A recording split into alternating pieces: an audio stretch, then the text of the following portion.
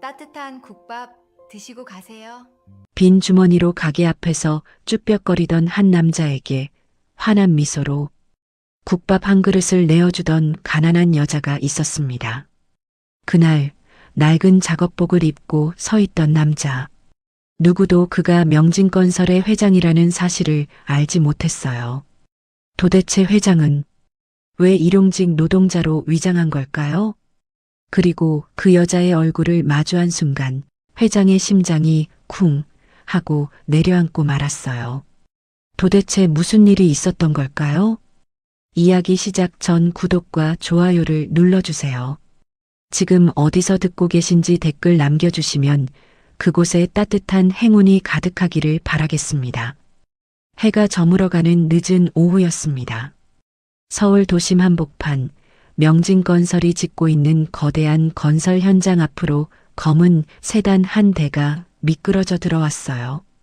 차창밖 풍경은 평소와 사뭇 달랐습니다. 인부들이 모여 있었고 그 한가운데서 거친 고함 소리가 터져 나오고 있었거든요.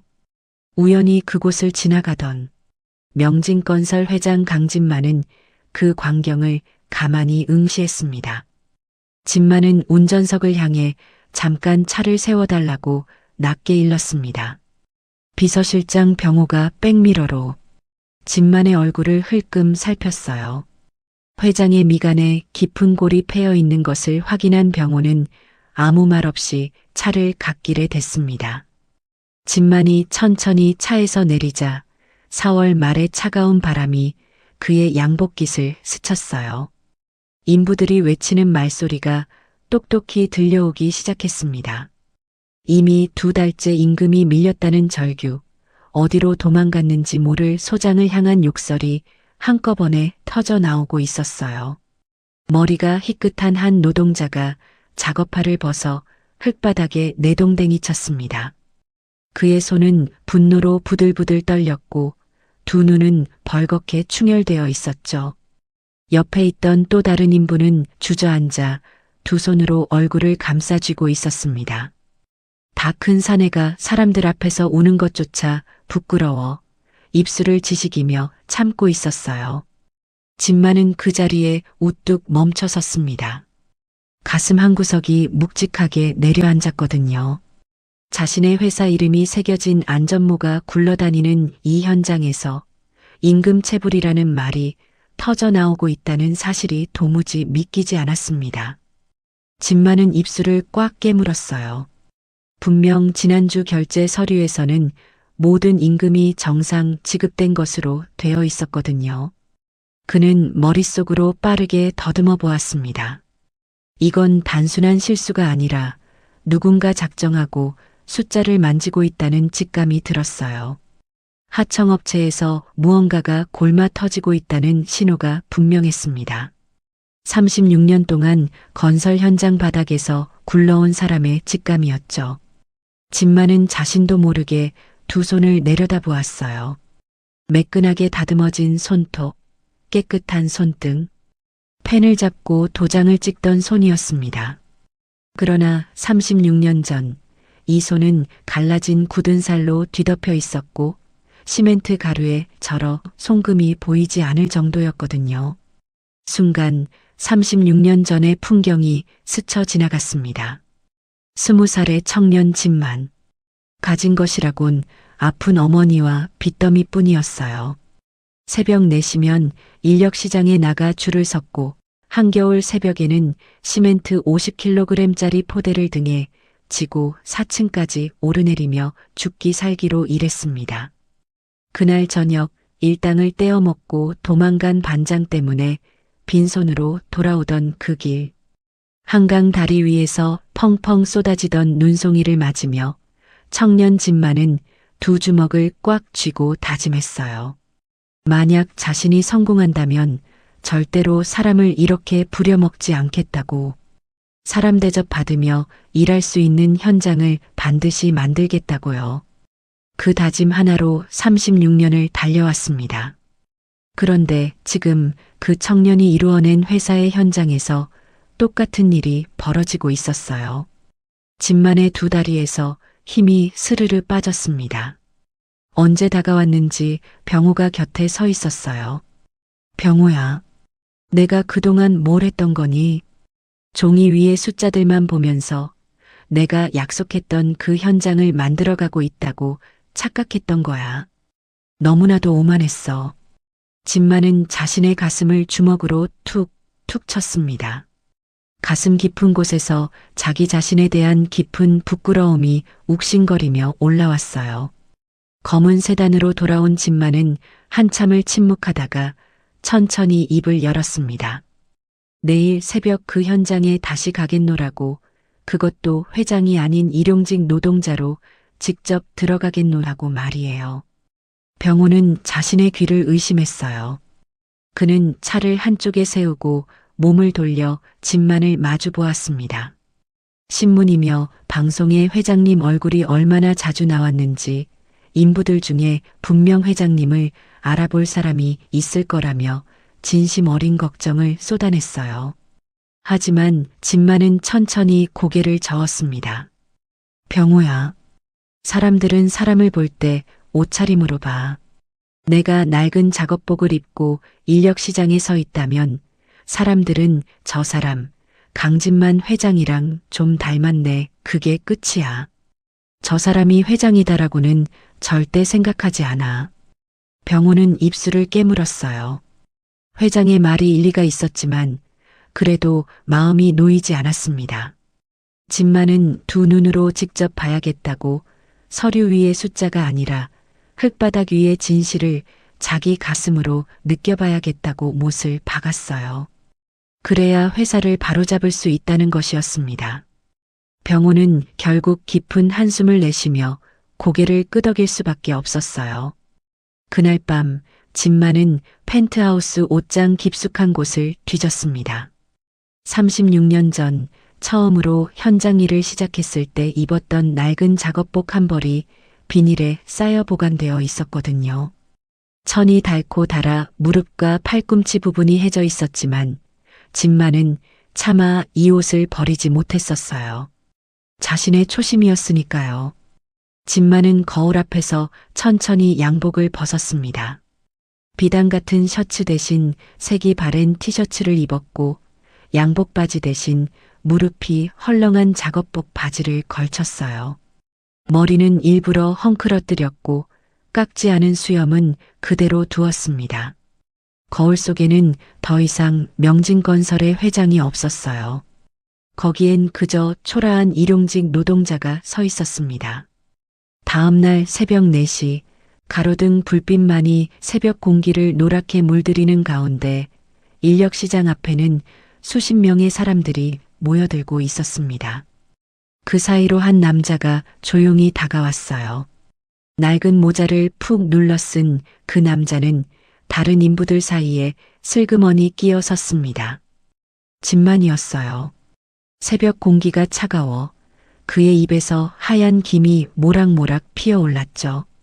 이윽고 트럭 한 대가 들이닥쳤고 사람들이 우르르 몰려갔습니다. 트럭 옆에 서 있던 사내가 인부들을 훑어보았어요. 김두식 소장이었습니다. 42세의 그는 떡 벌어진 어깨에 험상궂은 인상을 한 사내였어요. 두식의 눈길이 진만에게 닿았습니다. 그는 피코 웃음을 치며 다 늙은 양반이 뭘 하겠다고 여기까지 나왔냐고 비아냥거렸어요. 집에 가서 손주나 봐주쇼. 이 나이에 어디서 일을 한다고. 진만은 아주 천천히 두식 앞으로 다가갔어요. 그러고는 모자를 벗어 가슴에 얹고 깊숙이 고개를 숙였습니다. 한 번만 써달라고 집에 쌀이 떨어졌으니 뭐든지 하겠다고 간곡히 부탁했어요. 진만의 목소리는 떨리고 있었습니다. 그것은 연기가 아니었어요. 36년 만에 다시 누군가 앞에 고개를 숙이는 그 순간 진만의 마음 깊은 곳에서 뜨거운 무언가가 울컥 치밀어 올랐거든요. 두식은 짜증스러운 표정으로 진만을 훑어보았어요.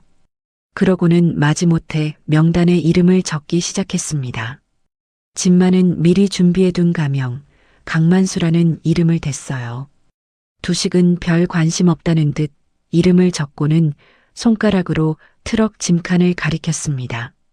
굼뜨면 일당이 없으니 빨리 타라며 거칠게 내쫓듯 손짓을 했어요. 짐만은 다시 깊이 고개를 숙이고는 트럭에 올라탔습니다. 짐칸 한 구석에 자리를 잡고 앉으니 옆에 젊은 남자가 따뜻한 보온병을 내밀었어요. 아저씨, 한 잔 드세요. 새벽엔 속을 데워야 합니다. 낯선 이의 따뜻한 손길에 짐만의 가슴이 일렁였습니다. 그는 떨리는 손으로 보온병을 받아들고 뜨끈한 보리차를 한 모금 머금었어요. 그 따스함이 가슴 한복판에 닿는 순간 짐만은 깨달았습니다. 이것이었어요. 서류 위에서는 절대 만날 수 없었던 진짜 사람의 온기. 36년 동안 잊고 살았던 그 공기가 지금 자신의 폐 깊숙이 들어차고 있었습니다. 트럭이 천천히 출발했어요. 새벽 어스름 속을 달려가는 트럭 짐칸 위에서 초라한 일용직 노동자 강만수는 조용히 두 눈을 감았습니다. 길고 긴 하루가 이제 막 시작되고 있었어요. 해가 중천을 넘어 서쪽으로 기울기 시작할 무렵이었습니다. 짐만은 자재 더미 옆에 앉아 잠시 허리를 폈어요.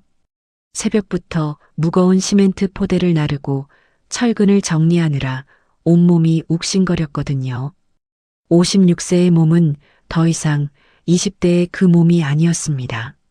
손바닥에는 벌써 물집이 두어 개 잡혔고 허리는 펴는 것조차 힘들 지경이었어요. 짐만은 마른 입술을 혀끝으로 적시며 하늘을 한번 올려다보았습니다. 구름 한 점 없는 가을 하늘이 야속할 만큼 푸르렀죠. 그때 현장 한쪽이 갑자기 술렁이기 시작했습니다. 김두식 소장이 사무실에서 나와 인부들을 모아놓고 무언가를 발표하고 있었거든요. 짐만도 천천히 몸을 일으켜 그쪽으로 다가갔습니다. 인부들의 굳은 표정만 보아도 좋은 소식이 아니라는 것을 한눈에 알 수 있었어요. 두식은 마치 사소한 일이라도 되는 양 손을 휘휘 저으며 가벼운 말투로 이야기를 꺼냈습니다. 그러니까 말이야. 이번 주 임금이 좀 늦어진다고. 다음 주 금요일에는 무조건 들어올 거니까. 일주일만 참아. 말을 끝낸 두식은 인부들의 반응을 살피지도 않고 휙 돌아서서 사무실로 들어가 버렸어요. 그의 발걸음에는 미안함의 그림자조차 비치지 않았죠. 순간 인부들 사이에서 무거운 침묵이 흘렀습니다. 누구 하나 입을 떼지 못했어요. 항의할 기력조차 없는 듯 그저 멍하니 서로의 얼굴만 쳐다볼 뿐이었거든요. 머리가 희끗한 한 노동자가 힘없이 중얼거렸어요. 또 밀렸네. 또. 그의 얼굴에는 분노보다 깊은 체념이 서려 있었습니다. 또 다른 인부는 작업모를 벗어 흙바닥에 툭 던지고는 그 자리에 풀썩 주저앉아 버렸어요. 그러고는 거친 두 손으로 얼굴을 감싸쥐었습니다. 어깨가 들썩였지만 소리는 새어나오지 않았어요. 다 큰 사내가 사람들 앞에서 우는 것조차 부끄러워 입술을 지식이며 참고 있었던 거예요. 한참 만에 그가 갈라진 목소리로 겨우 한마디를 토해냈습니다. 마누라가 어제도 전화했는데 아들놈 등록금 마감일이 코앞이라고. 뒷말은 차마 잊지 못했습니다. 그 침묵이 오히려 더 큰 울음처럼 들렸어요. 짐만은 그 모습을 가만히 지켜보고 있었습니다. 가슴이 욱신거렸어요. 자신의 회사에서 일하는 사람들이 이렇게 무너지고 있었던 겁니다. 한 푼이 없어서 단돈 몇만 원이 없어서 저렇게 고개를 떨구는 것이었죠. 자신이 만든 회사가 사람들의 눈물 위에 세워지고 있었다는 사실에 짐만은 숨이 막혔어요. 짐만은 자신의 주머니를 슬며시 만져보았습니다. 노동자로 위장하기 위해 일부러 빈 주머니로 나왔거든요. 동전 한 입도 잡히지 않았어요. 그제야 짐만은 깨달았습니다. 빈 주머니의 무게가 얼마나 무거운 것인지를요. 그때 한쪽에서 사람이 비틀거렸습니다. 마른 체구의 한 남자가 어지러운 듯 기둥을 짚으며 휘청거렸거든요. 어제도 그제도 제대로 끼니를 챙기지 못한 듯 그의 얼굴은 핏기 하나 없이 창백했어요. 옆에 있던 동료가 황급히 달려가 그를 부축했습니다. 비틀거리던 남자는 동료의 어깨에 기대며 힘없이 웃어 보였어요. 그 웃음이 어찌나 야위고 가벼운지 보는 사람의 가슴까지 텅 비어버리는 것 같았죠. 부축하던 동료는 한참을 망설이다가 깊은 한숨을 내쉬며 입을 열었습니다. 미정씨네 가요. 우리 가서 국밥 한 그릇만 얻어먹자고요. 비틀거리던 남자는 미안한 듯 고개를 가로저었지만 동료는 단호했어요. 사람이 죽게 생겼는데 자존심이 무슨 소용이냐며 미정씨가 또 웃으며 받아줄 거라고 거듭 그를 다독였죠. 비틀거리던 남자는 결국 말없이 고개를 끄덕였습니다. 입술이 잘게 떨리고 있었어요. 그 모습을 옆에서 지켜보던 또 다른 인부 하나가 가만히 진만을 향해 다가왔습니다. 20대 후반쯤 되어 보이는 사내였어요. 그는 진만의 어깨를 툭 치며 사람 좋은 얼굴로 말을 건넸습니다. 아저씨도 임금 못 받으셨죠? 우리랑 같이 가요. 온정 국밥집이라고 있어요. 진만은 흠칫 놀라 사내를 쳐다보았어요. 처음 본 자신을 챙겨주는 그 마음씨가 가슴에 콱 박혔거든요. 가난한 노동자들이 가난한 노동자를 걱정하는 모습, 진만이 좀처럼 보지 못한 풍경이었습니다. 진만은 잠시 망설이며 손을 휘휘 저었어요. 괜찮으니 댁들이나 가서 잘 드시라고 자신은 정말 괜찮다고 거듭 사양했습니다. 하지만 사내는 물러서지 않았어요. 빈속에 일하다 큰일 나신다며 미정씨가 절대 부담을 주지 않을 사람이라며 진만의 팔을 가만히 잡아 끌었거든요. 진만은 거절하려 했지만 문득 마음이 바뀌었습니다. 그 미정씨라는 사람이 도대체 어떤 사람인지 자신의 두 눈으로 직접 확인해 보고 싶어졌거든요. 가난한 노동자들이 이렇게 입을 모아 칭찬하는 사람이라면 분명 보통 사람은 아닐 것 같았어요. 진만은 천천히 고개를 끄덕이며 신세를 좀 지겠다고 나직이 답했습니다. 대여섯 명의 인부들이 줄지어 현장을 빠져나왔어요. 진만도 그 뒤를 조용히 따라갔습니다. 골목을 두어 번 돌아 들어가니 작고 허름한 국밥집 하나가 보였어요. 빛바랜 간판에는 온정국밥이라는 네 글자가 정갈한 글씨로 적혀 있었죠. 가게 앞 화분에는 누군가가 정성껏 가꾸는 듯한 채송화가 소담하게 피어 있었습니다. 그런데 가게 앞에 다다른 인부들이 서로 눈치만 보며 머뭇거리는 거예요. 누구 하나 선뜻 문을 열지 못했습니다. 한 사람은 작업복 자락을 만지작거렸고 또 한 사람은 자기 발끝만 내려다보았어요. 또 공짜로 얻어먹기가 너무 미안해서 발이 떨어지지 않는다고 그들은 서로를 향해 멋쩍은 웃음을 흘렸죠. 다 큰 어른들이 가게 앞에서 쭈뼛거리는 모습이 어쩐지 짠하면서도 정겨웠습니다. 진만의 가슴이 또 한 번 일렁였어요. 바로 그때였어요. 가게 문이 활짝 열렸습니다. 안에서 한 젊은 아가씨가 환하게 웃으며 뛰어나왔거든요. 26, 단아한 얼굴에 앞치마에는 김치 국물 자국이 군데군데 묻어 있었습니다. 미정이었어요.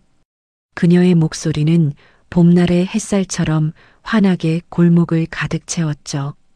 아저씨들, 거기서 뭐 하세요? 빨리 들어오세요. 미정은 망설이는 인부들의 팔을 덥석 잡아 끌었습니다. 오늘은 정말로 재료가 많이 남아서 안 드시면 다 버려야 한다고 자기 좀 도와주신다 생각하고 편하게 드시고 가시라며 그녀는 한사코 인부들을 가게 안으로 끌어들였어요. 인부들의 자존심이 상하지 않도록 일부러 그렇게 말하는 것이 분명했습니다. 진만은 그 마음 씀씀이에 가슴이 뭉클해졌어요. 인부들은 그제야 고개를 끄덕이며 가게 안으로 들어섰습니다. 집만도 모자를 푹 눌러 쓴 채 슬그머니 그들을 따라 들어갔어요. 좁은 가게 안에는 따끈한 국물 냄새가 가득했습니다. 미정은 부지런히 움직이며 김치며 깍두기를 한 그릇씩 내어놓았어요. 그녀의 손길은 마치 자기 식구들 챙기듯 자연스럽고 따뜻했습니다. 이윽고 김이 모락모락 나는 국밥이 진만의 앞에 놓였어요. 진만은 천천히 고개를 들어 미정의 얼굴을 바라보았습니다. 그 순간이었어요. 미정이 진만에게 환하게 웃어주는 그 찰나, 진만의 심장이 쿵 하고 내려앉았거든요. 어디선가 본 듯한 얼굴이었습니다. 그 미소, 그 눈매가 어쩐지 가슴 깊은 곳을 건드렸어요. 알 수 없는 그리움이 스멀스멀 피어올랐습니다. 그것은 마치 아주 오래 잊고 살았던 누군가를 마주한 것 같은 그런 묘한 느낌이었죠. 진만은 영문을 모른 채 한참을 미정의 얼굴에 시선을 두고 있었습니다. 미정이 다정한 목소리로 식기 전에 드시라고 권하는 소리에 진만은 그제야 정신을 차렸어요. 진만은 황급히 고개를 숙이고는 떨리는 손으로 숟가락을 들었습니다. 뜨끈한 국물 한 수를 입에 머금는 순간 진만은 또 한 번 가슴이 일렁였어요. 이건 그저 국밥이 아니었습니다. 누군가가 정성껏 끓인 사람의 마음이 담긴 따뜻한 한 끼였어요. 진만의 콧날이 시큰해졌습니다. 56세의 회장이 국밥 한 그릇 앞에서 눈물을 글썽이고 있었거든요. 진만은 행여 누가 볼세라 황급히 고개를 더 깊이 숙였어요. 옆자리에서 인부들이 두런두런 이야기를 나누고 있었습니다. 미정 씨가 본인도 빠듯하게 살면서 자기들 같은 사람들 챙기는 거 보면 천사가 따로 없다고 한 인부가 나직한 목소리로 입을 뗐어요. 그러자 다른 인부가 맞장구를 치며 말을 이었습니다. 저번에 자기 집에 쌀 떨어졌다고 하니까 가게에 있던 쌀까지 한 봉지 싸주더라는 거예요. 동네 폐지 줍는 할머니들한테도 매일 국밥 한 그릇씩 그냥 내어주고 비 오는 날엔 우산까지 챙겨드린다는 이야기가 이어졌죠. 요즘 세상에 이런 아가씨가 어디 있겠냐고 진짜 보배 중에 보배라고 그들은 입을 모았습니다. 진만은 묵묵히 국밥을 떠먹으며 그 이야기들을 하나하나 가슴에 새겼어요. 가슴이 자꾸만 뜨거워졌습니다. 요즘 세상에 정말로 이런 아가씨가 있다니, 그것도 자신이 모르는 골목 한 구석에서 이렇게 따뜻한 불빛처럼 살아가고 있다니, 진만은 도무지 믿어지지가 않았어요. 진만은 다시 한번 미정의 얼굴을 가만히 훔쳐보았습니다. 손님들 사이를 분주히 오가며 환하게 웃는 그 얼굴이 어쩐지 자꾸만 가슴 한 구석을 콕콕 찔렀어요. 정체 모를 그리움이 진만의 마음속에서 점점 더 크게 부풀어 오르고 있었습니다. 따뜻한 국밥의 온기가 진만의 차갑게 식어있던 가슴을 천천히, 아주 천천히 녹이고 있었어요. 밤 10시가 넘어서야 진만은 펜트하우스로 돌아왔습니다. 도시의 화려한 야경이 통유리창 너머로 펼쳐져 있었지만 진만의 두 어깨는 무겁게 처져 있었어요. 흙먼지를 뒤집어 쓴 작업복, 시멘트 가루가 허옇게 묻은 낡은 작업화, 그 차림 그대로 진만은 천천히 거실로 발을 들였습니다.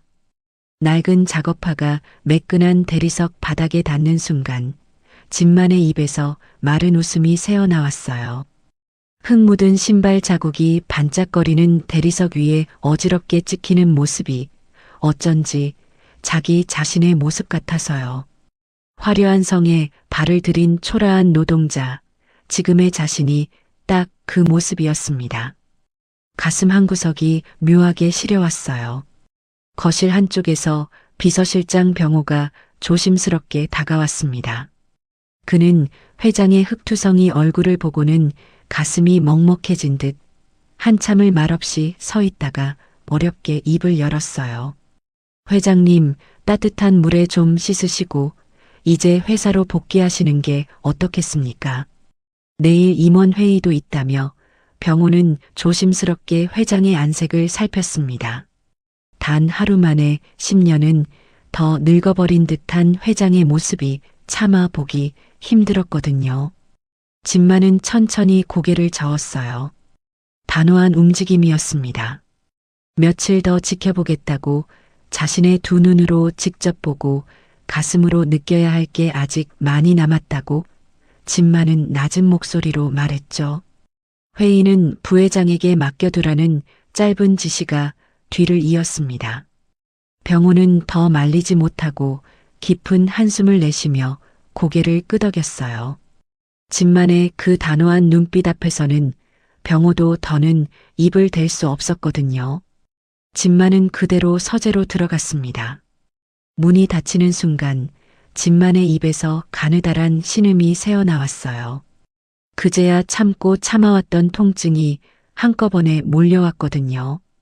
허리가 끊어질 듯 쑤셨고 어깨는 누가 망치로 두드리는 것 같았습니다. 손바닥에 잡힌 물집은 터져서 쓰라렸고 무릎은 굽힐 때마다 비명을 질러댔어요. 진만은 절뚝거리며 책상 옆 가죽 의자에 털썩 주저앉았습니다. 단 하루의 노동만으로도 온몸의 뼈마디가 부서질 듯 아팠습니다. 그런데 이상하게도 그 욱신거리는 통증이 진만에게는 차라리 반가웠어요. 잊고 있었던 무언가를 일깨워주는 통증이었거든요. 진만은 천천히 책상 위로 시선을 옮겼습니다. 거기엔 지난주에 결제한 보고서들이 가지런히 놓여 있었어요. 진만은 떨리는 손으로 그중 하나를 집어들었습니다. 명진건설 신축 현장 운영 보고서라는 글자가 선명하게 박혀 있었죠. 진만은 보고서를 한 장씩 천천히 넘겨보았어요. 거기엔 임금 100% 정상 지급, 근로자 만족도, 우수, 안전사고 제로 같은 깔끔한 글자들이 빼곡히 적혀 있었습니다. 매끈한 그래프, 완벽한 숫자들. 보고서만 보면 그 현장은 천국이었어요. 그러나 진만은 오늘 그 천국의 진짜 얼굴을 두 눈으로 똑똑히 보았습니다. 두 달치 임금이 밀린 채 굶주리는 사람들, 어지러워 비틀거리는 마른 인부, 작업화를 흙바닥에 내동댕이 치며 절규하던 가장의 모습, 그리고 빈 주머니로 가게 앞에서 쭈뼛거리던 그 큰 어른들의 무너진 어깨. 깨끗한 보고서 한 장 뒤에 그 모든 비명이 숨죽인 채 묻혀 있었던 것이었죠. 진만의 입에서 거친 목소리가 새어나왔습니다. 이 종이 한 장이 얼마나 많은 사람의 피와 땀을 가려놓고 있었던 거야. 목소리가 잘게 떨리고 있었어요. 진만은 보고서를 두 손으로 꽉 움켜쥐었습니다. 그러고는 분노에 찬 손길로 그 종이를 박박 구겨버렸어요. 거짓으로 가득 찬 그 종이가, 자신의 두 눈을 가려온 그 종이가 진만에게는 더없이 흉측해 보였거든요. 구겨진 종이 뭉치를 바닥에 내던진 진만은 두 손으로 얼굴을 감싸쥐었습니다. 가슴 깊은 곳에서 부끄러움이 울컥 치밀어 올랐어요. 자신이 그렇게 혐오했던 그 인간들과 자신이 도대체 무엇이 달랐던가. 결국 똑같은 사람이 되어 있었던 것이 아닌가.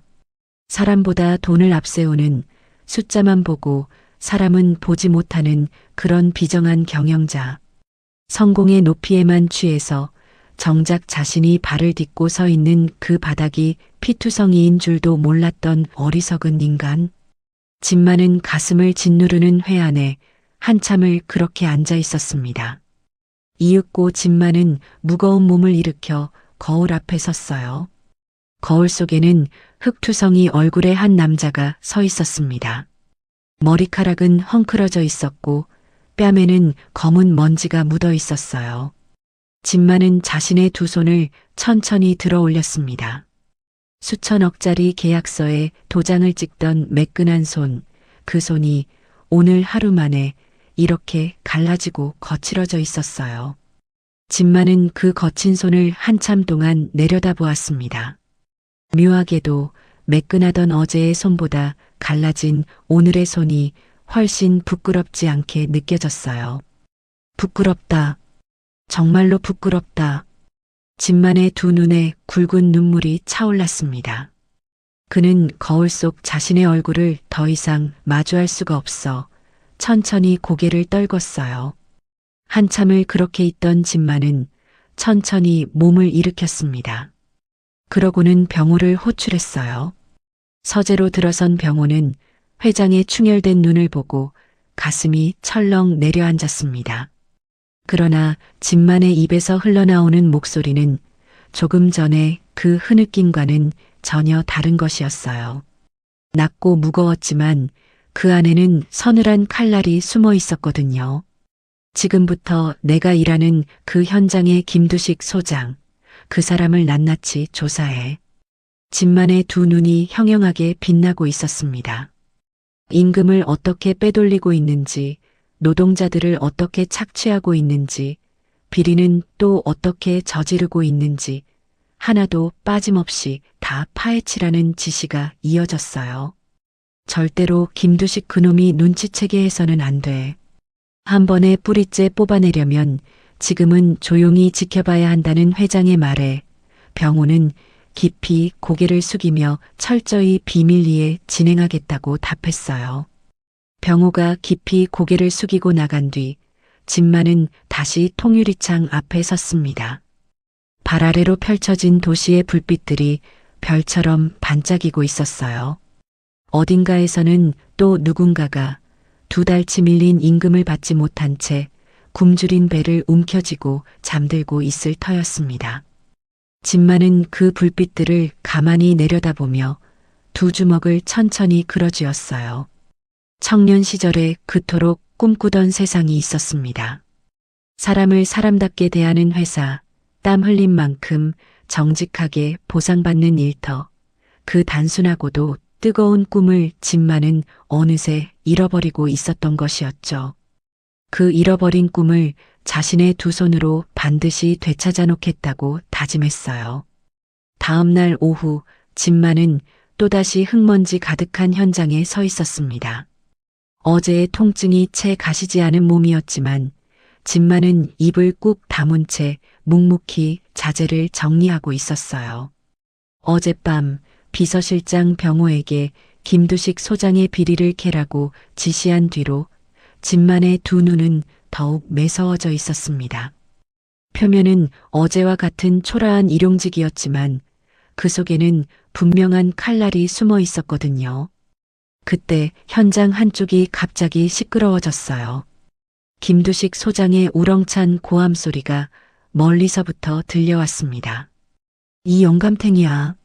내가 몇 번을 말해야 알아듣겠어. 진만은 천천히 고개를 돌렸어요. 김두식이 한 노인 앞에서 삿대질을 하고 있는 모습이 눈에 들어왔습니다. 60대 후반쯤 되어 보이는 노동자였어요.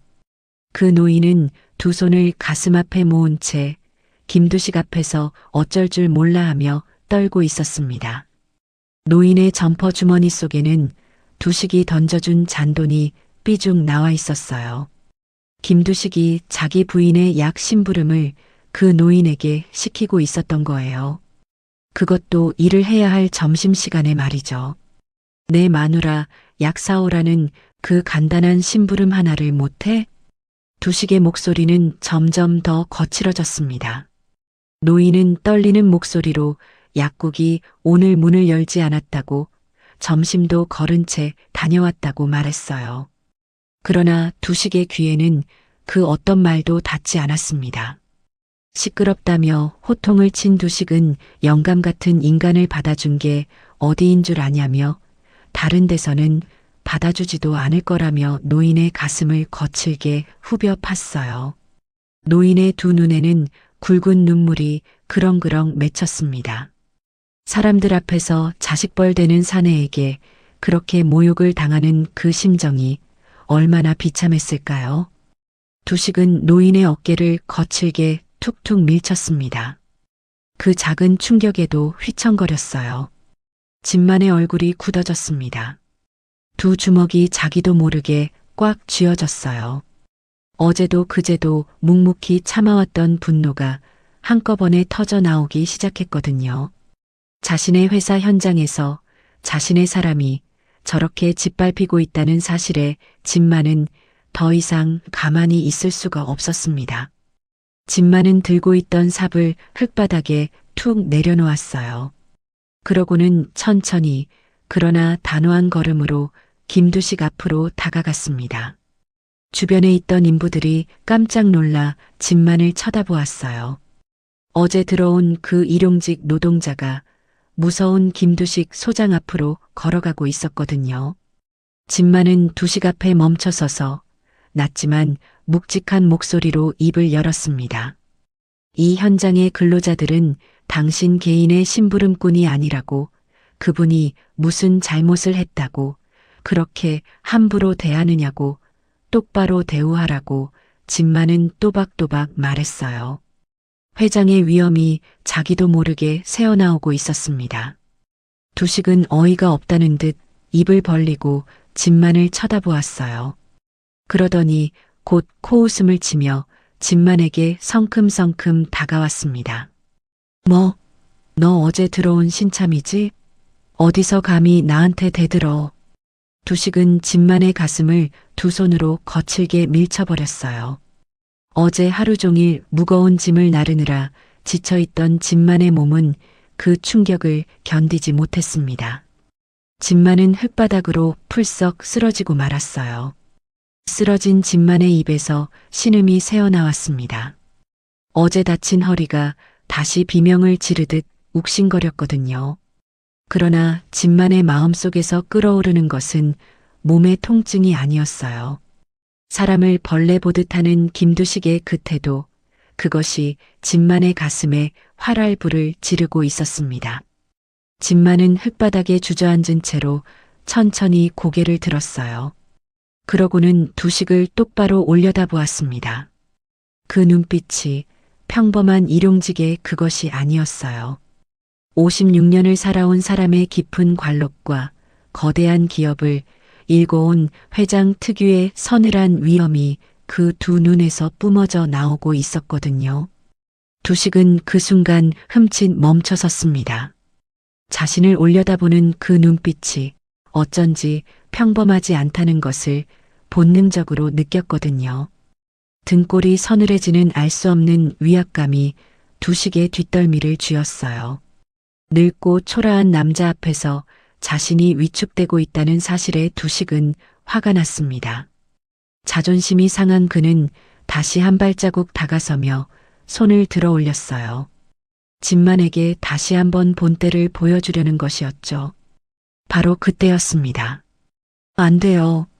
날카로운 비명이 현장의 공기를 갈랐어요.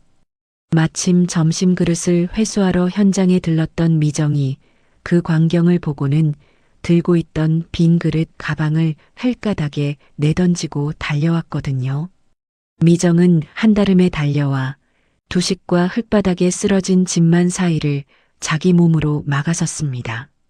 두 팔을 활짝 벌려 진만을 등 뒤로 감싼 미정의 두 눈에는 분노의 불꽃이 일렁이고 있었어요. 작은 체구였지만 그 기세만큼은 불같았습니다. 소장님, 지금 뭐 하시는 거예요? 사람을 이렇게 밀치고도 무사할 줄 아세요? 미정의 목소리가 현장에 쩌렁쩌렁 울렸어요. 무슨 큰 잘못을 했다고 이렇게까지 하시느냐고 미정은 단호하게 따져 물었습니다.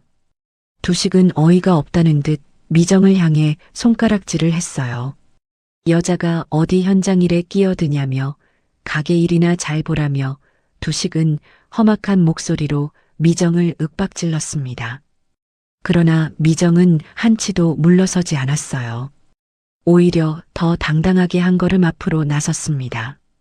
작은 어깨를 곧게 펴고 두식의 두 눈을 정면으로 마주본 미정은 또박또박 말을 이어갔어요. 제가 다 보고 있어요. 어르신께 당장 사과하세요. 사람 귀한 줄 모르는 이런 짓 절대로 용납 못해요. 미정의 목소리에는 떨림이 없었습니다. 그제야 멀찍이서 지켜보던 다른 인부들도 하나둘 가까이 다가오기 시작했어요. 모두의 시선이 두식에게 집중되었습니다. 그동안 두식의 횡포에 입을 꾹 다물어 왔던 노동자들의 눈빛이 미정의 용기에 힘입어 점점 매서워지고 있었거든요. 두식은 그 따가운 시선들이 부담스러웠어요. 인부들이 우르르 모여서 자신을 노려보자 두식의 기세도 한풀 꺾였습니다. 게다가 흙바닥에 주저앉아 있는 그 남자의 눈빛이 자꾸만 마음에 걸렸어요. 무언가 알 수 없는 그림자가 자신의 뒷덜미를 잡아끄는 듯한 그 묘한 기분 때문이었죠. 두식은 결국 재수 없다는 거친 욕설을 뱉어내며 휙 돌아서고 말았습니다. 그러고는 사무실 쪽으로 성큼성큼 걸어가 버렸어요. 그의 등이 어쩐지 도망치는 사람의 그것 같았습니다. 두식이 사라지자 미정은 그제야 후 하고 깊은 한숨을 내쉬었어요. 떨리던 두 손을 가만히 가슴에 얹고 마음을 진정시키더니 곧 흙바닥에 주저앉아 있는 진만에게로 몸을 숙였습니다. 미정은 진만의 옆에 무릎을 꿇고 앉았어요. 그러고는 두 손으로 조심스럽게 진만의 팔을 잡으며 부축하기 시작했습니다. 그 작은 손길이 어쩐지 너무도 따뜻해서 진만은 잠시 숨을 멈췄어요. 아저씨, 괜찮으세요? 어디 다친 데 없으세요? 미정의 목소리는 봄날의 햇살처럼 따스했어요. 진만은 자기도 모르게 가슴이 뜨거워졌어요. 어제 국밥집에서도 느꼈던 그 묘한 그리움이 미정의 손길을 통해 다시 한번 가슴 깊은 곳을 파고들고 있었거든요. 누군가에게 이런 따뜻한 위로를 받아본 게 도대체 얼마 만의 일이었던가요? 진만은 그 손길 하나에 가슴이 무너져 내릴 것만 같았습니다. 미정이 진만을 일으켜 세우기 위해 허리를 더 깊숙이 숙이는 그 찰나였어요. 미정의 셔츠 옷깃이 헐렁하게 벌어졌습니다. 그 사이로 가느다란 줄 하나가 흘러내렸어요. 줄 끝에는 작은 펜던트가 달려 있었습니다. 진만의 눈앞에 그 반짝이는 목걸이가 그대로 드러났어요. 진만의 두 눈동자가 천천히 흔들렸습니다. 미정의 옷깃 사이로 드러난 작은 펜던트, 햇살 아래 반짝이는 그 목걸이가 진만의 시야를 가득 채웠어요. 진만의 심장이 쿵 하고 내려앉았습니다. 숨이 턱 막히는 것 같았어요. 머릿속에서 무언가가 하얗게 전멸했습니다. 아니야, 그럴 리가. 진만은 떨리는 손을 가까스로 진정시키며 거친 숨을 삼켰어요. 흙바닥에 주저앉은 채로 미정의 얼굴을 가만히 올려다보았습니다. 진만은 떨리는 목소리를 애써 감추며 가까스로 입을 열었습니다. 아가씨, 실례지만 그 목걸이 어디서 났어? 진만의 목소리는 가늘게 떨리고 있었어요. 미정은 그제야 자신의 옷깃 사이로 드러난 목걸이를 발견하고는 옷매무새를 바로잡으며 환하게 웃었습니다. 아, 이거요? 어릴 때부터 항상 차고 있던 거예요. 저한텐 부적 같은 보물이죠.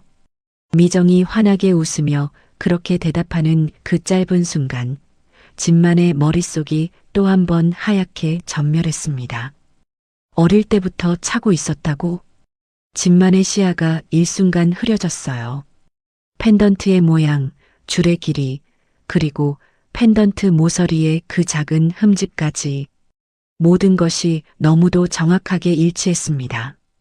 20년 전 진만이 직접 디자이너에게 부탁해 세상에 단 하나뿐이게 만들어 6살 딸에게 걸어주었던 바로 그 목걸이였어요. 아니야. 그럴 리 없어. 비슷한 디자인일 뿐이야. 세상에 비슷한 목걸이가 어디 한둘이겠어. 진만은 필사적으로 자신을 부정하려 했습니다. 그러나 머리는 부정해도 심장은 이미 격렬하게 요동치고 있었어요. 진만은 미정의 눈을 차마 더 마주할 수가 없었습니다. 이대로 더 서 있다가는 자신의 모든 감정이 무너져 내릴 것 같았어요.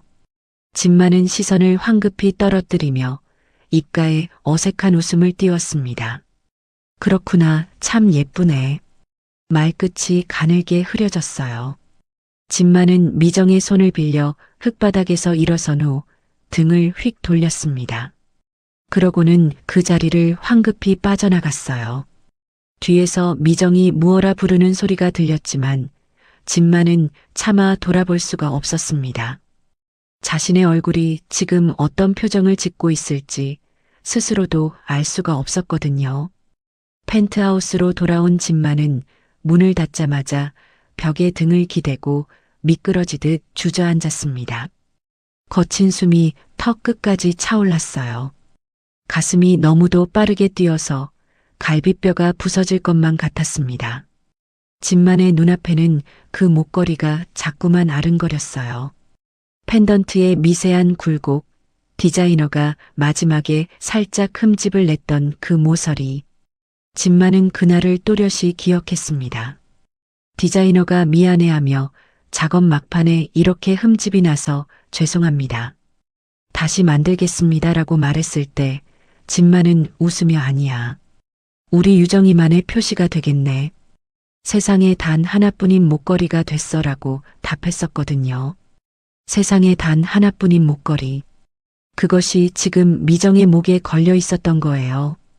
진만은 떨리는 손으로 책상으로 기어가다시피 다가갔습니다. 가장 깊숙한 서랍을 열어 자물쇠가 채워진 작은 나무 상자를 꺼냈어요.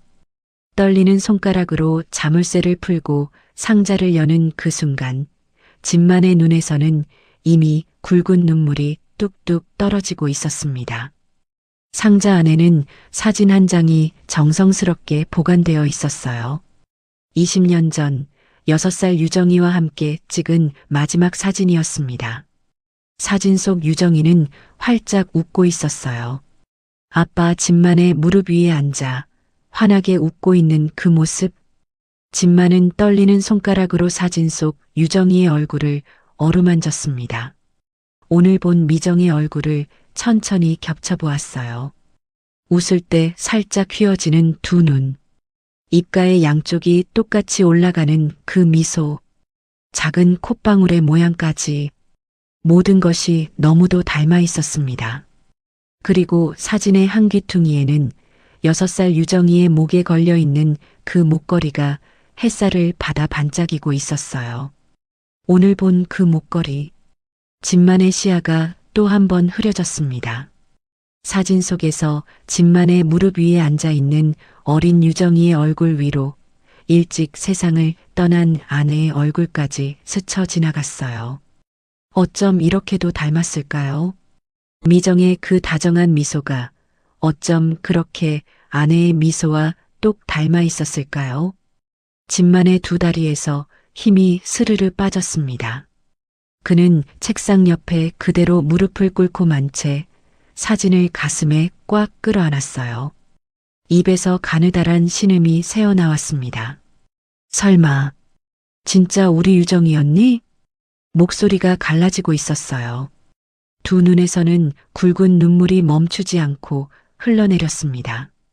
진만은 사진을 끌어안은 채 한참을 그렇게 바닥에 무릎을 꿇고 흐느꼈어요. 얼마 후 진만은 가까스로 몸을 일으켜 휴대폰을 들었습니다. 떨리는 손가락으로 비서실장 병호를 호출했어요. 잠시 후 병호는 회장의 충혈된 두 눈을 보고 가슴이 철렁 내려앉았습니다. 회장님, 무슨 일이십니까? 어디 편찮으십니까? 진만은 떨리는 목소리로 그러나 단호한 어조로 입을 열었어요. 병호야, 잘 들어라. 지금 즉시 온정국밥집 주인 미정의 과거부터 현재까지 모든 것을 다 조사해. 어디서 태어났는지, 부모는 누구였는지, 어떻게 자라왔는지 단 하나도 빠짐없이 다 알아내. 병호는 갑작스러운 지시에 놀란 듯 잠시 회장의 얼굴을 살폈습니다. 그러나 회장의 그 절박한 눈빛에 더 묻지 않고 고개를 숙였어요. 네, 회장님. 즉시 조사하겠습니다. 진만은 잠시 망설였습니다. 다음 말이 너무도 무거웠거든요. 두 손을 천천히 그어쥐었다가 풀더니 진마는 결국 뼈아픈 결심을 입에 담았어요. 그리고 한 가지 더. 유전자 검사까지 진행해. 머리카락이든 숟가락이든 미정이 사용한 컵 하나라도 어떤 수를 써서라도 방법은 내가 찾아. 병호의 두 눈이 크게 흔들렸습니다. 회장의 그 떨리는 목소리에서 그는 모든 것을 직감했어요. 병호는 깊이 고개를 숙이며 답했습니다. 네, 회장님. 비밀리에 최선을 다해 진행하겠습니다. 병호가 나간 뒤 진마는 사진을 가슴에 꽉 끌어안은 채 한참을 그 자리에 주저앉아 있었습니다. 진만이 33세 되던 해의 봄이었습니다. 사랑하는 아내가 병상에 누워 있었어요. 폐에 깊이 자리 잡은 지병이 끝내 아내를 놓아주지 않았거든요. 3살밖에 안 된 어린 유정이는 영문도 모른 채 엄마의 침대 옆에서 작은 손으로 엄마의 손가락을 만지작거리고 있었습니다. 아내는 마지막 숨을 고르며 진만의 손을 꽉 붙잡았어요. 핏기 하나 없는 창백한 입술이 가늘게 떨렸습니다. 떨리는 그 입술 사이로 아내는 마지막 부탁을 남겼어요. 우리 유정이를 절대로 슬프게 하지 마요. 외롭게 하지 마요. 그것이 아내의 마지막 말이었습니다. 진마는 아내의 마른 손을 두 손으로 감싸쥐고 굵은 눈물을 뚝뚝 흘리며 맹세했어요. 여보, 약속할게. 우리 유정이 내가 세상에서 가장 행복한 아이로 키울게. 그 약속을 들은 아내는 안심한 듯 가느다란 미소를 지으며 천천히 눈을 감았습니다. 그것이 아내의 마지막 모습이었어요. 아내가 떠난 후 진만에게 유정이는 단순한 딸이 아니었습니다. 죽은 아내가 자신에게 남긴 유일한 분신이었고 텅 빈 진만의 삶을 지탱해주는 단 하나의 버팀목이었어요. 진만은 매일 아침 가장 먼저 유정이의 작은 얼굴을 들여다보았고 밤에는 유정이의 머리맡에서 동화책을 읽어주었습니다.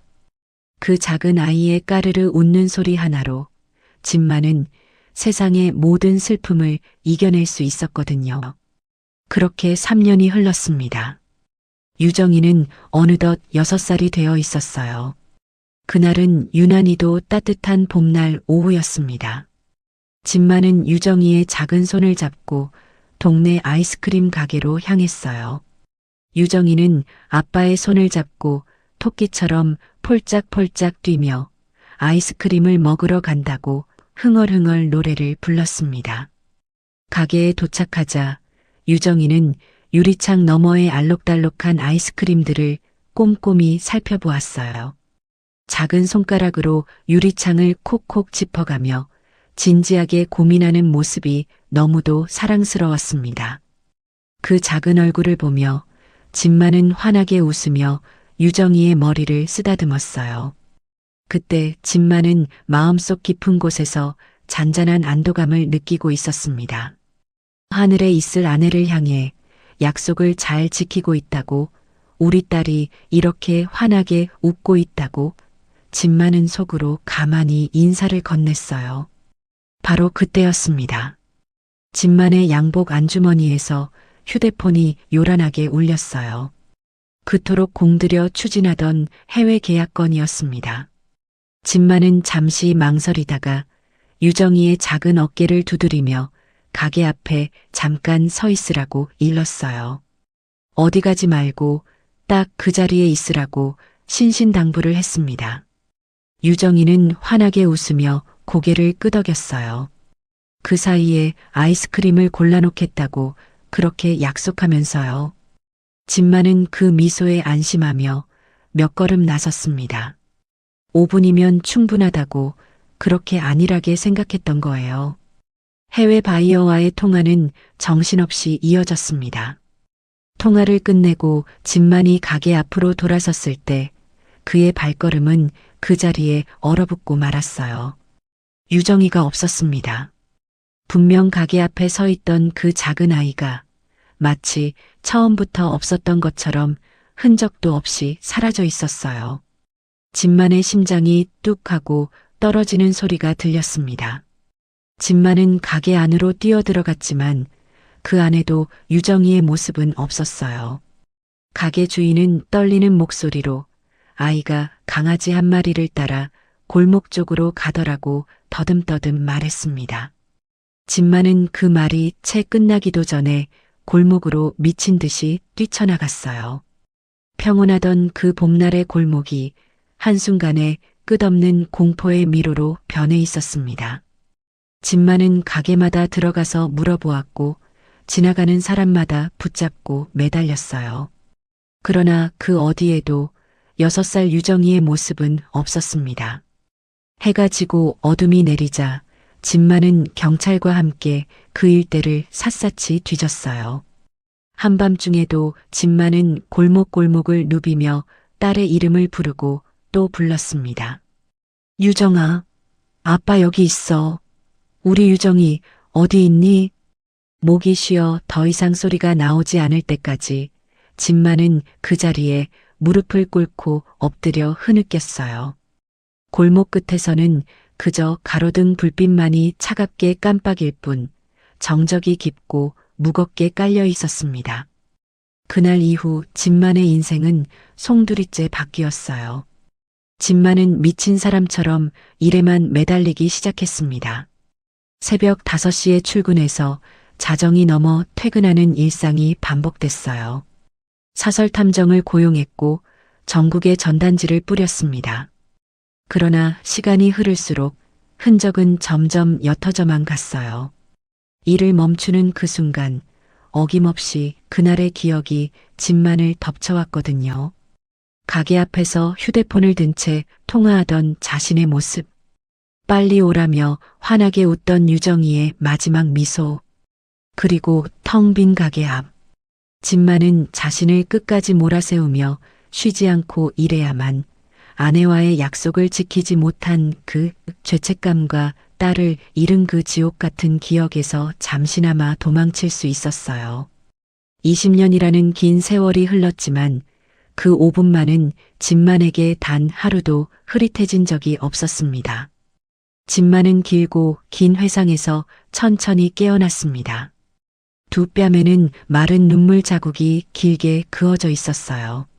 진만은 떨리는 손으로 사진을 다시 어루만졌습니다. 사진 속 유정이의 얼굴 위로 오늘 본 미정의 환한 미소가 또 한 번 겹쳐졌어요. 진만은 떨리는 목소리로 하늘에 있을 아내를 가만히 불렀습니다. 여보, 내가 그 약속을 비록 20년이나 늦었지만 이제라도 지킬 수 있을 것 같아. 진만의 두 눈에 다시 굵은 눈물이 차올랐어요. 그러나 바로 그 시각이었습니다. 미정의 온정국밥에서는 또 다른 비극이 벌어지고 있었어요. 따뜻한 국물 냄새로 가득하던 가게 문이 쾅 하고 거칠게 열렸습니다. 검은 옷을 입은 건장한 사내 4~5명이 우르르 몰려들었어요. 손에는 야구 방망이가 들려 있었고 얼굴에는 음흉한 미소가 걸려 있었습니다. 식사를 하던 손님들이 비명을 지르며 자리에서 벌떡 일어났어요. 건달 하나가 가장 가까운 식탁을 발로 걷어찼습니다. 뜨거운 국밥이 식탁째 뒤집히며 와장창 깨졌고 손님들은 황급히 가게 밖으로 도망쳐 나갔어요. 미정이 주방에서 뛰쳐나오며 다급하게 외쳤지만 건달들은 미정을 비웃으며 가게 안집기들을 무자비하게 부수기 시작했습니다. 의자가 부서지고 그릇이 산산조각 났어요. 정성껏 닦아둔 식탁들이 흙바닥에 나뒹굴었습니다. 미정은 두려움에 온몸이 떨렸지만 두 발을 흙바닥에 단단히 디디고 가게 한가운데 우뚝 섰어요. 작은 두 주먹을 꽉 쥐고 떨리는 목소리로 절규하듯 외쳤습니다. 당장 나가세요. 경찰 부르겠어요. 우두머리로 보이는 건달이 픽 코웃음을 치며 미정에게 성큼성큼 다가왔어요. 그는 거친 손으로 미정의 뺨을 톡톡 두드리며 협박했습니다. 건설 현장에서 그렇게 잘난 척 나서더니 한 번만 더 설쳐봐. 이 가게 뼈대까지 뽑아버릴 줄 알아. 그 말을 들은 미정의 두 눈이 크게 흔들렸어요. 건설 현장이라는 그 한마디가 미정의 머릿속에 번개처럼 꽂혔거든요. 김두식 소장이 보낸 사람들이라는 사실을 미정은 단번에 직감했습니다. 오늘 낮에 노동자들을 감싼 일이 그렇게나 분했던 거예요. 미정의 두 손이 부들부들 떨렸어요. 두려움이 아니었습니다. 분노였어요. 건달들은 한바탕 가게를 쑥대밭으로 만들어 놓고는 낄낄거리며 빠져나갔습니다. 가게 문이 쾅 닫히는 소리와 함께 정막이 찾아왔어요.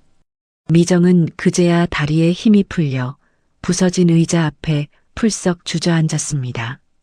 참고 참았던 눈물이 두 뺨을 타고 뚝뚝 떨어졌어요. 그러나 미정은 오래 울지 않았습니다. 잠시 후 미정은 소매로 눈물을 거칠게 닦아냈어요. 그러고는 떨리는 손으로 한쪽에 쓰러져 있던 빗자루를 집어들었습니다. 여기서 무너지면 안 된다고 김두식 그 사람이 자기가 무너지길 바라겠지만 절대로 그렇게는 안 된다고 미정은 입술을 꽉 깨물며 다짐했어요. 현장에서 땀 흘리는 그 일용직 어르신들을 위해서라도 자기가 멈춰서는 안 된다고 굳게 마음을 다잡았습니다. 두려움보다 더 큰 신념이 미정의 작은 어깨를 다시 일으켜 세웠어요. 미정은 떨리는 손으로 빗자루를 꽉 쥐고 산산이 부서진 가게 안을 천천히 쓸어 담기 시작했습니다. 밤은 깊어가고 있었지만 미정의 두 눈만은 어둠 속에서 더욱 형형하게 빛나고 있었어요. 그로부터 사흘이 지난 늦은 오후였습니다. 잿빛 구름이 낮게 깔려 있었어요. 곧 비라도 쏟아질 것 같은 무거운 하늘이었습니다. 진만은 그 사흘 동안 거의 잠을 이루지 못했어요. 책상 위에 놓인 유정이의 사진만을 하염없이 들여다보며 병호의 보고를 기다리고 또 기다렸거든요. 이윽고 집무실 문이 조심스럽게 열렸습니다. 비서실장 병호가 두꺼운 서류철을 가슴에 안고 들어섰어요. 그의 표정은 그 어느 때보다 침통하고 무거웠습니다. 회장님, 병호의 목소리가 가늘게 떨렸습니다. 그 한마디만으로도 진만은 모든 것을 직감했어요. 진만은 천천히 자리에서 일어나 병호 앞에 마주 섰습니다. 가슴이 너무 빠르게 뛰어서 숨이 가빠올 정도였어요. 병호는 떨리는 손으로 서류철을 펼쳤습니다. 그의 두 눈에는 이미 눈물이 그렁그렁 맺혀 있었어요. 떨리는 목소리로 병호는 가장 먼저 유전자 검사 결과를 보고했습니다. 미정량은 99.9%의 확률로 유정이가 맞다는 결론이었어요. 그 말이 진만의 가슴을 깊숙이 파고들었습니다. 진만의 두 다리가 휘청하고 흔들렸어요. 그는 책상을 짚고 가까스로 몸을 지탱했습니다. 입에서는 거친 숨이 새어나왔고 두 눈에서는 굵은 눈물이 뚝뚝 떨어지기 시작했어요. 우리 유정이가, 진짜로 우리 유정이가.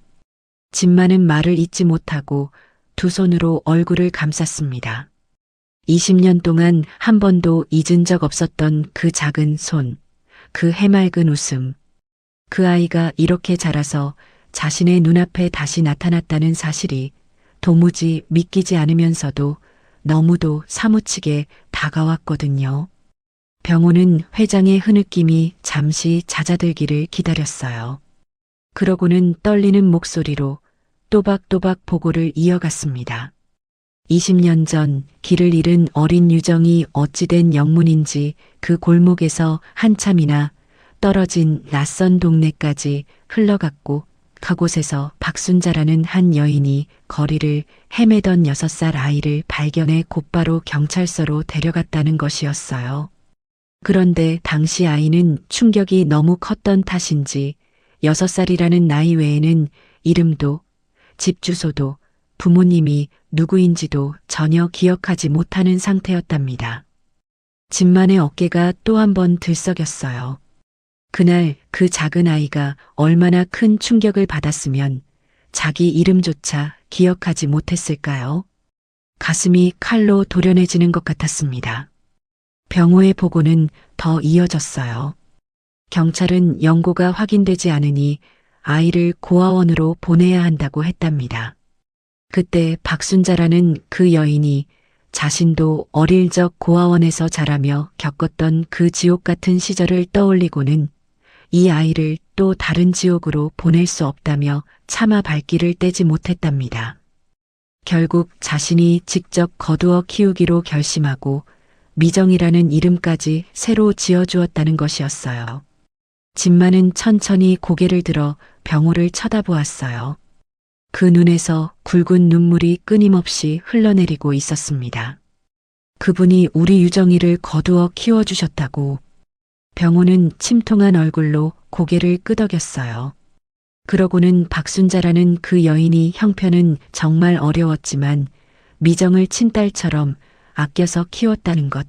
그래서 미정도 그 가난 속에서도 끼니를 거르는 일용직 어르신들에게 자신의 밥을 쪼개어 국밥을 내어드릴 줄 아는 그렇게 바른 아이로 자라났다는 사실을 보고했습니다. 진만은 또 한 번 무너지듯 흐느꼈어요. 자신이 잃어버린 그 어린 딸이 그래도 누군가에게 사랑받으며 자랐다는 사실. 그것이 한없이 고마우면서도 그 고마움이 또 다른 죄책감으로 가슴을 후벼 팠습니다. 그러나 병호의 입에서 곧 더 무거운 진실이 흘러나왔어요. 박순자라는 그 양어머니는 2년 전 암으로 돌아가셨다는 것이었습니다. 돌아가실 때까지 남기신 병원비 빚이 상당했고 미정은 그 빚을 갚기 위해서 어머니가 돌아가신 뒤에도 매일 늦은 밤까지 국밥집을 혼자 운영하며 고군분투해 왔답니다. 진만의 입에서 거친 신음이 터져나왔어요. 친엄마도 모르고 자란 그 아이가 키워준 어머니마저 잃고는 어린 나이에 거액의 빚까지 떠안고 새벽까지 일해야 했다니. 진만의 가슴이 갈갈이 찢어지는 것 같았습니다. 병호는 깊은 한숨을 내쉬고는 가장 가슴 아픈 사실을 보고했어요. 박순자 씨에게는 박기태라는 친아들이 한 명 있는데 어릴 때부터 미정을 미워해왔다는 것이었습니다. 어머니가 돌아가신 뒤에도 이놈은 미정을 그저 돈 벌어오는 기계로만 여겼답니다. 어머니 병원비 빚을 갚느라 등골이 휘는 미정에게 수시로 찾아와서 폭언과 협박을 일삼았고 그나마 쥐고 있던 돈까지 모조리 빼앗아 갔다고 했어요. 가게에 와서 술을 마시며 손님들이 보는 앞에서 행패를 부린 적도 한두 번이 아니었답니다. 진만의 두 주먹이 부들부들 떨렸어요.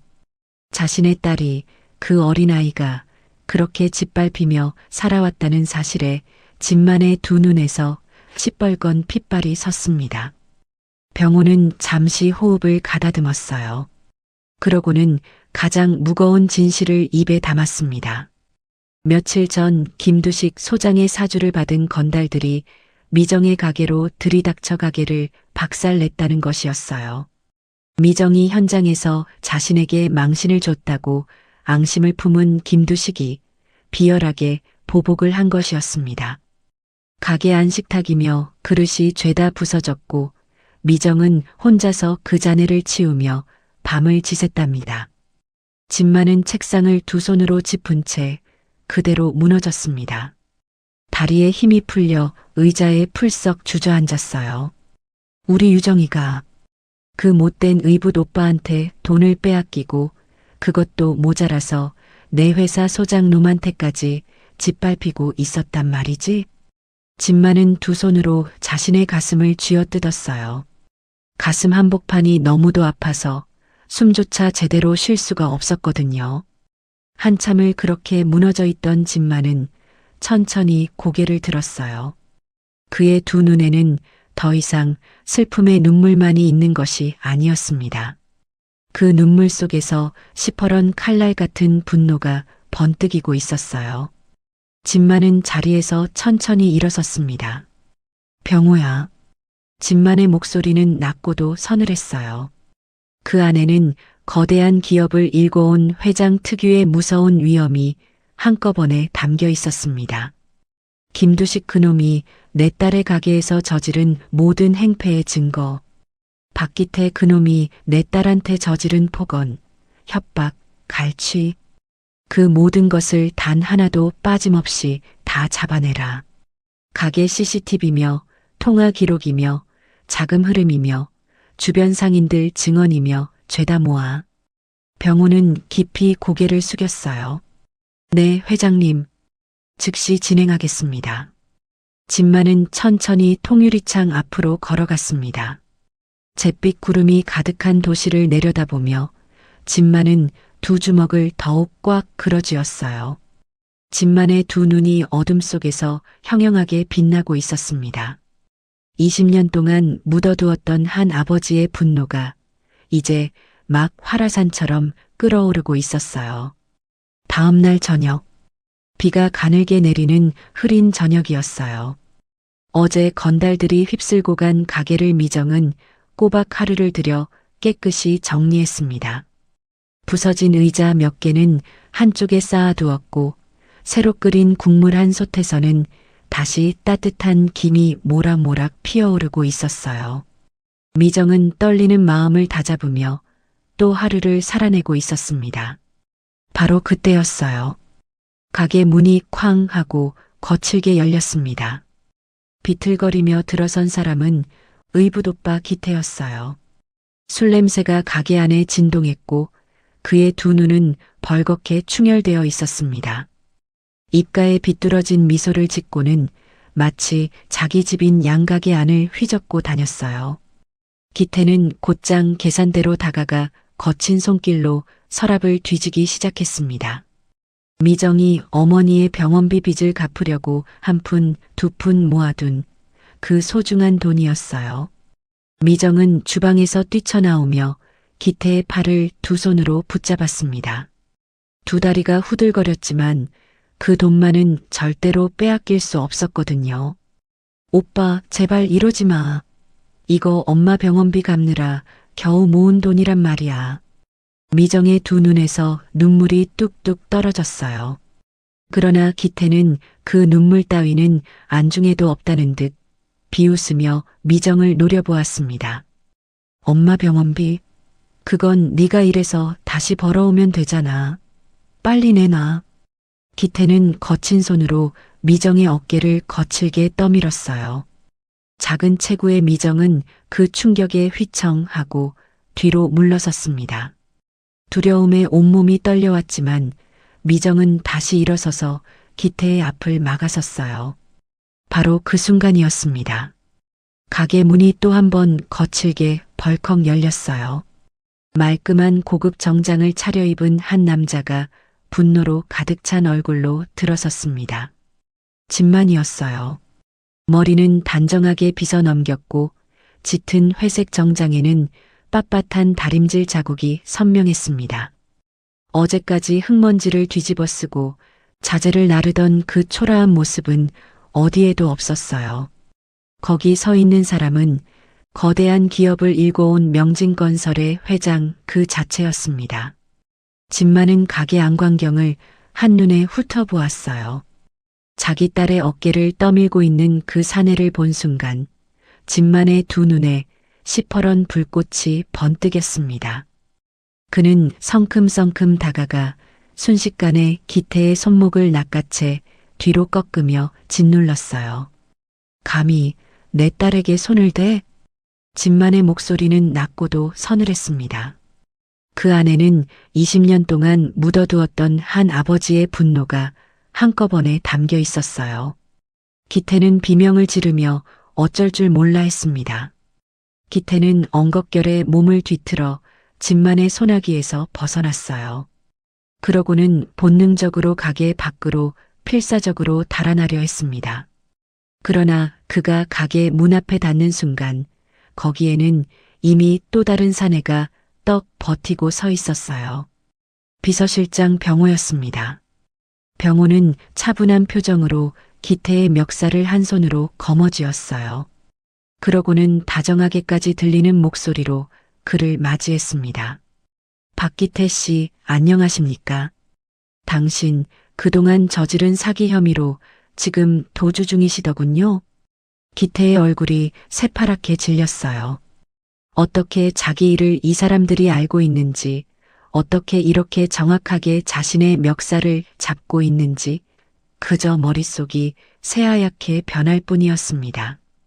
병호가 가볍게 눈짓을 하자 가게 밖에 대기하고 있던 검은 정장의 경호원 2명이 순식간에 안으로 들어섰어요. 그들은 기태의 양팔을 단단히 결박하듯 붙잡았습니다.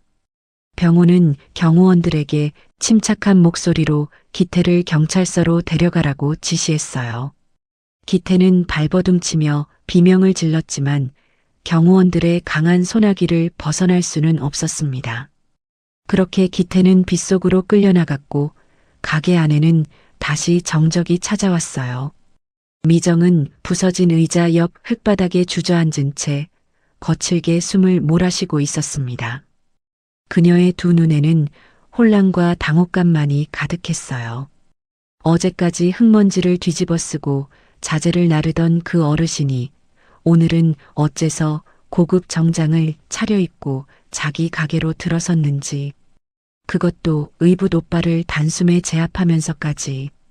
도대체 무슨 일이 벌어진 것인지 미정은 도무지 가늠할 수가 없었습니다. 진만은 그런 미정의 두 눈을 가만히 바라보았어요. 차마 가까이 다가가지도 못한 채 그저 두어 걸음 떨어진 자리에 천천히 무릎을 굽히고 앉았습니다. 56세 회장의 두 눈에서 굵은 눈물이 뚝뚝 떨어지고 있었어요. 유정아.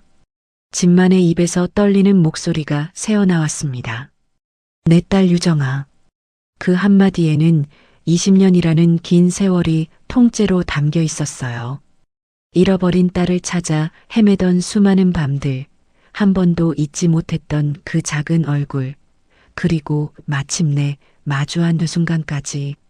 진만의 떨리는 목소리에는 그 모든 시간의 무게가 그대로 실려 있었습니다. 미정은 영문을 모르겠다는 표정으로 진만을 바라보았어요. 자기를 다른 이름으로 부르는, 자기를 향해 흘리는 그 눈물이 도무지 이해되지 않았거든요.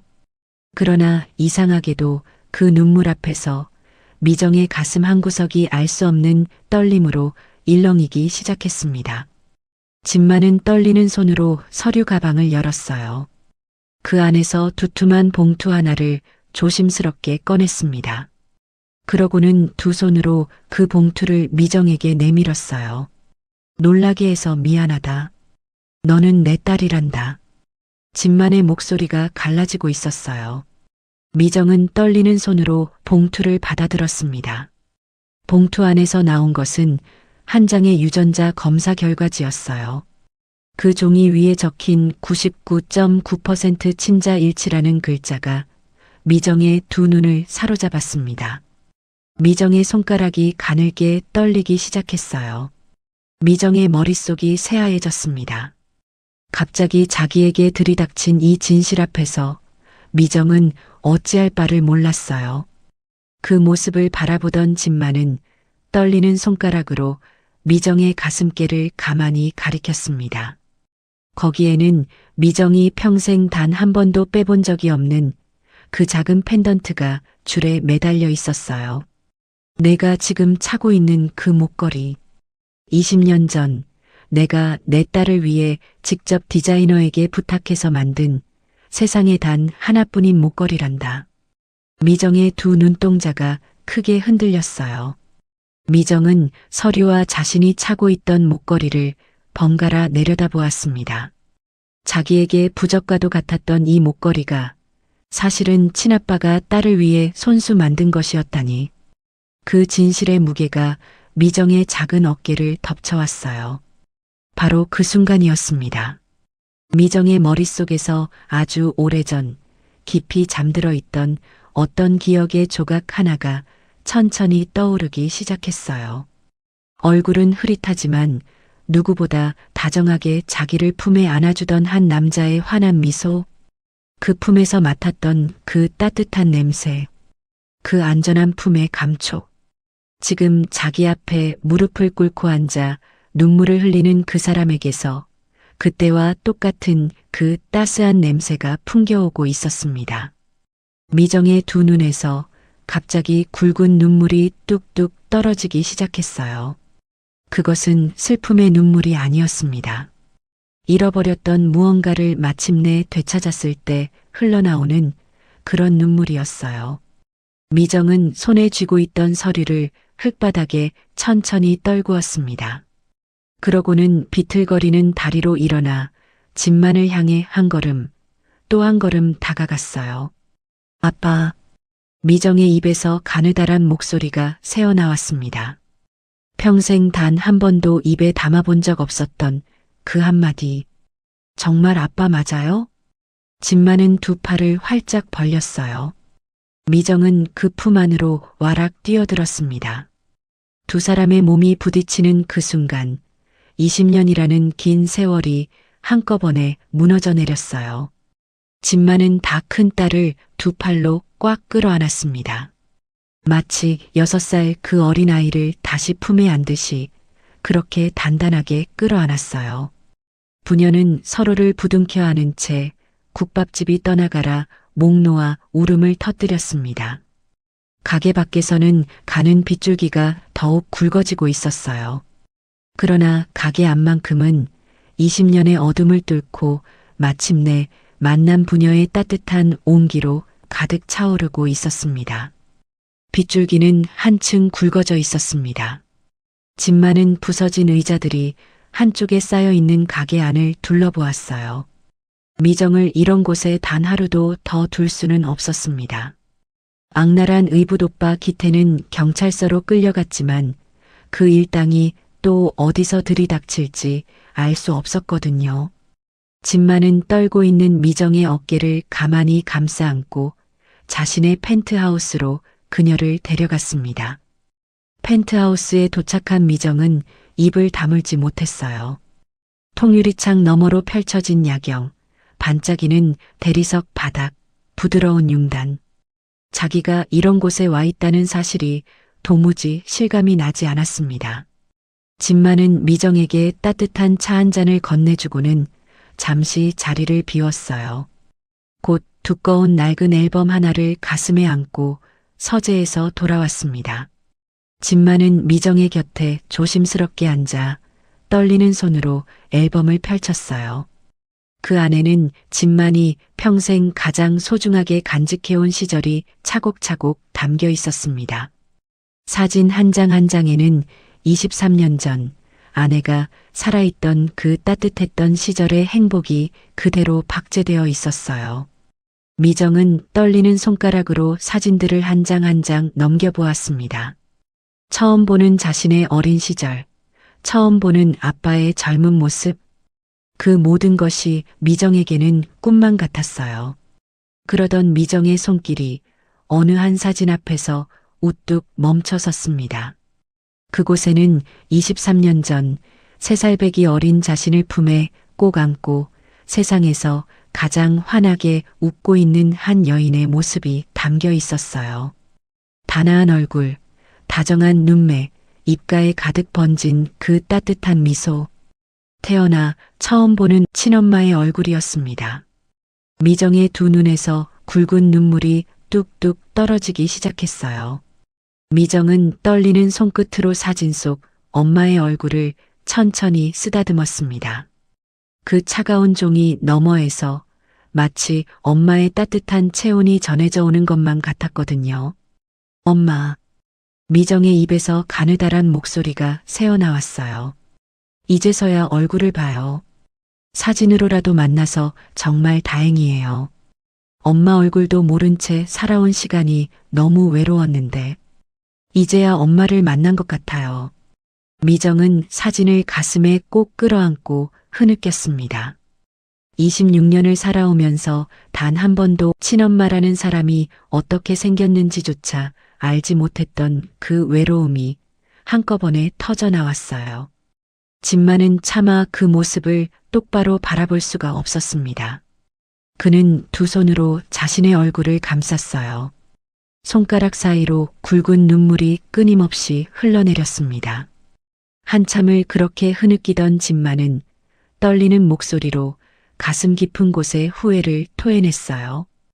5분의 통화에 정신이 팔려 6살 어린 딸을 잃어버렸던 그날의 기억, 그 사무친 자책감이 진만의 가슴을 갈갈이 찢어놓고 있었습니다. 미정은 사진을 든 채로 그런 아빠를 가만히 바라보았습니다. 그러고는 말없이 진만의 곁으로 다가가 그의 거친 손등 위에 자기 손을 가만히 올려놓았어요. 부녀는 그렇게 한참을 서로의 손을 잡고 오래도록 함께 울었습니다. 20년의 어둠을 그날 밤의 빗소리와 함께 천천히 흘려보내고 있었어요. 다음 날 아침 펜트하우스 너머로 맑은 햇살이 비쳐 들어왔습니다. 진마는 차분한 표정으로 미정과 식탁을 마주하고 앉았습니다. 따뜻한 죽 한 그릇을 미정 앞에 내려놓아 주고는 진마는 천천히 입을 열었어요. 진마는 자신이 왜 며칠 전부터 허름한 작업복 차림으로 현장에 잠입했는지 그 사연을 차분하게 풀어놓았습니다. 임금체불에 시달리는 노동자들을 우연히 보고 결제 서류와 현장의 진실 사이에 분명한 거짓이 있음을 직감했다는 것. 그래서 회장이 아닌 한 사람의 노동자로서 직접 현장의 비리를 파헤치려 했다는 것. 진만은 그 모든 이야기를 담담하게 고백했어요. 미정은 진만의 이야기를 가만히 듣고 있었습니다. 그러던 미정의 두 눈이 점점 또렷해지기 시작했어요. 무언가 짚히는 게 있다는 듯 미정은 한참을 망설이다가 입을 열었습니다. 아빠, 사실은 저도 김 소장이 우리 가게에서 너무 이상한 행동을 자주 했거든요. 한번 말씀드려도 될까요? 진마는 가만히 고개를 끄덕였어요. 미정은 잠시 숨을 고르고는 그동안 자기가 겪었던 일들을 하나씩 풀어놓기 시작했습니다. 김 소장은 한 달에 2~3번씩 미정의 가게에 와서 술을 마셨답니다. 그런데 김 소장은 술이 어느 정도 들어가면 꼭 가게 구석 자리로 가서 누군가에게 길게 통화를 했답니다. 미정은 가게 안 손님들의 식탁을 정리하느라 그 옆을 자주 지나다녔는데 자기도 모르게 통화 내용 일부가 귀에 들어왔다는 것이었어요. 그러면서 이번 달 것도 잘 처리됐습니다. 걱정 안 하셔도 됩니다. 그런 말을 자주 했어요. 한두 번이 아니었어요. 미정의 목소리에는 단단한 결심이 묻어났어요. 김두식이 가게에 와서 통화하던 그 모습이 미정에게는 결코 그냥 지나칠 수 없는 일이었습니다. 현장에서 그 사람이 어르신들을 어떻게 짓밟는지, 임금 못 받았다고 무너지는 노동자들의 모습을 미정은 매일 두 눈으로 똑똑히 보아왔거든요. 그런 사람이 가게에 와서 누군가에게 굽실대며 의미심장한 통화를 했을 때 미정은 직감했답니다. 이건 단순한 횡포가 아니라 어딘가 더 큰 뿌리가 있는 일이라는 것을요. 미정은 그 후로 김 소장이 가게에 올 때마다 일부러 그 자리 근처를 지나다녔습니다. 식탁을 정리하는 척하면서 통화 내용 한마디라도 더 들으려고요. 손님들이 다 흩어지고 가게 문을 닫은 뒤에도 미정은 그날 들은 말들을 한 글자도 잊어버리지 않으려 작은 수첩에 또박또박 적어두었어요. 언젠가 이 더러운 짓을 멈출 수 있는 날이 오면 그때 자기가 본 모든 것이 어르신들의 한을 풀어드리는 증거가 되어주기를 바랐기 때문이었습니다. 미정의 목소리는 떨리고 있었지만 그 안에는 분명한 단단함이 있었어요. 진마는 자기도 모르게 가슴이 뜨거워졌습니다. 자기 몸 하나도 건사하기 힘든 그 가난한 어린 딸이 어르신들을 위해 묵묵히 그 무서운 사람을 지켜봐왔다니. 거대한 회사를 운영해온 자기 자신보다도 26세 어린 딸의 그 마음 씀씀이가 훨씬 더 크고 깊다는 사실에 진만의 가슴이 뭉클해졌어요. 미정은 자리에서 일어나 자기 가방으로 다가갔습니다. 가방 안에서 손때 묻은 작은 수첩 하나를 꺼냈어요. 미정은 그 수첩을 집만 앞에 조심스럽게 내려놓았습니다. 아빠, 별거 아닌 메모지만요. 그래도 김 소장이 통화한 날짜랑 그날 들었던 말들이랑 이름은 다 적어뒀어요. 혹시 도움이 될까요? 집만은 떨리는 손으로 그 작은 수첩을 받아들었어요. 그러고는 한 장씩 천천히 넘겨보았습니다. 거기에는 미정이 또박또박 적어둔 통화 날짜가 빼곡히 적혀 있었어요. 그 옆에는 미정이 들었던 단편적인 말들이 옮겨져 있었습니다. 이근우 이사님께 잘 처리했다고 전해주세요. 이번 달 봉투 챙겨가셨습니다. 집만의 손가락이 한 페이지에서 우뚝 멈춰 섰습니다. 거기에는 김두식이 통화 끝마다 깍듯하게 부르던 한 사람의 이름이 선명하게 적혀 있었어요. 이근우 이사. 그 세 글자를 본 순간 집만의 얼굴에서 핏기가 싹 가셨습니다. 손에 든 수첩이 가늘게 떨리기 시작했어요. 이근우. 그 이름은 집만이 가장 깊이 신임해온 명진건설의 핵심 임원이었습니다. 회사의 가장 중요한 자리에 앉혀 자기 사람이라고 굳게 믿어왔던 그 사람이었어요. 집만은 한참 동안 그 세 글자를 응시했어요. 가슴 한복판에서 끓어오르는 분노와 배신감 때문에 손끝까지 부들부들 떨려왔거든요. 이근우라고? 이놈이 내 회사의 악의 뿌리였단 말인가. 집만의 입에서 거친 신음이 새어나왔어요. 자신이 가장 믿었던 측근이 한낱 현장 소장과 결탁해 회사를 좀먹고 있었다는 사실. 그 진실의 무게가 집만을 짓누르고 있었습니다. 집만은 한참을 그렇게 분노에 떨다가 천천히 고개를 들었어요. 그의 두 눈에는 더 이상 배신의 슬픔만이 있는 것이 아니었습니다. 그 슬픔 위에 모든 것을 끝장내겠다는 결연한 빛이 형형하게 떠올라 있었어요. 집만은 수첩을 가만히 책상 위에 내려놓았습니다. 그러고는 두 손으로 미정의 작은 손을 굳게 맞잡았어요. 우리 딸, 정말 잘했다. 다른 사람 같았으면 무서워서 그냥 묻어버렸을 일을 너는 어르신들 생각해서 이렇게 꼼꼼히 적어뒀구나.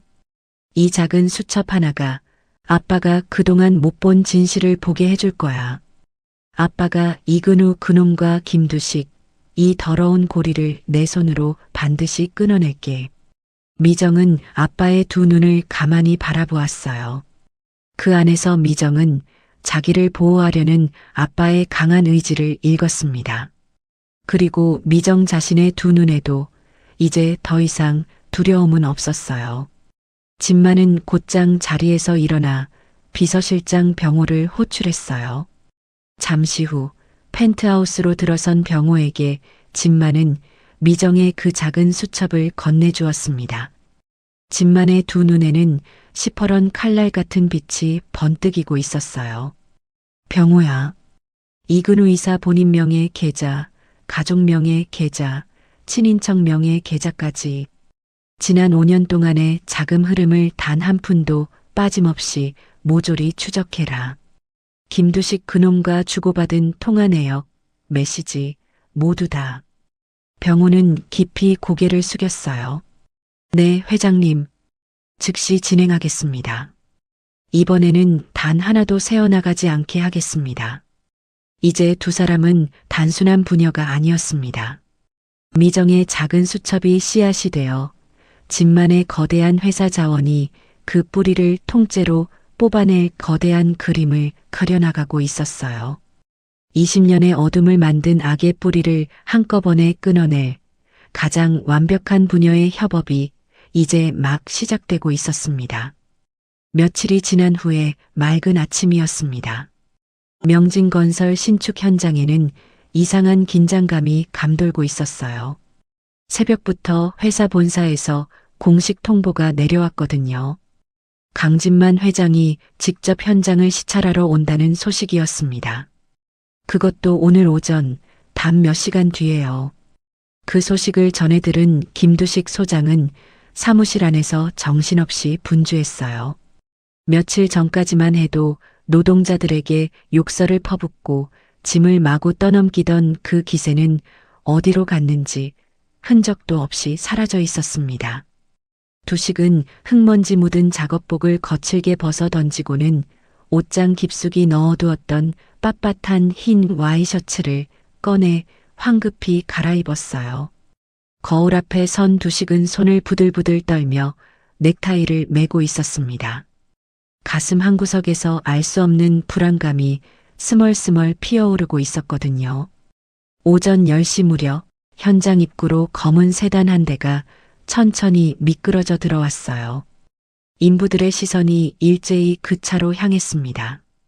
차 문이 열리자 말끔한 짙은 회색 정장을 차려입은 신사가 위엄 있게 내려섰습니다.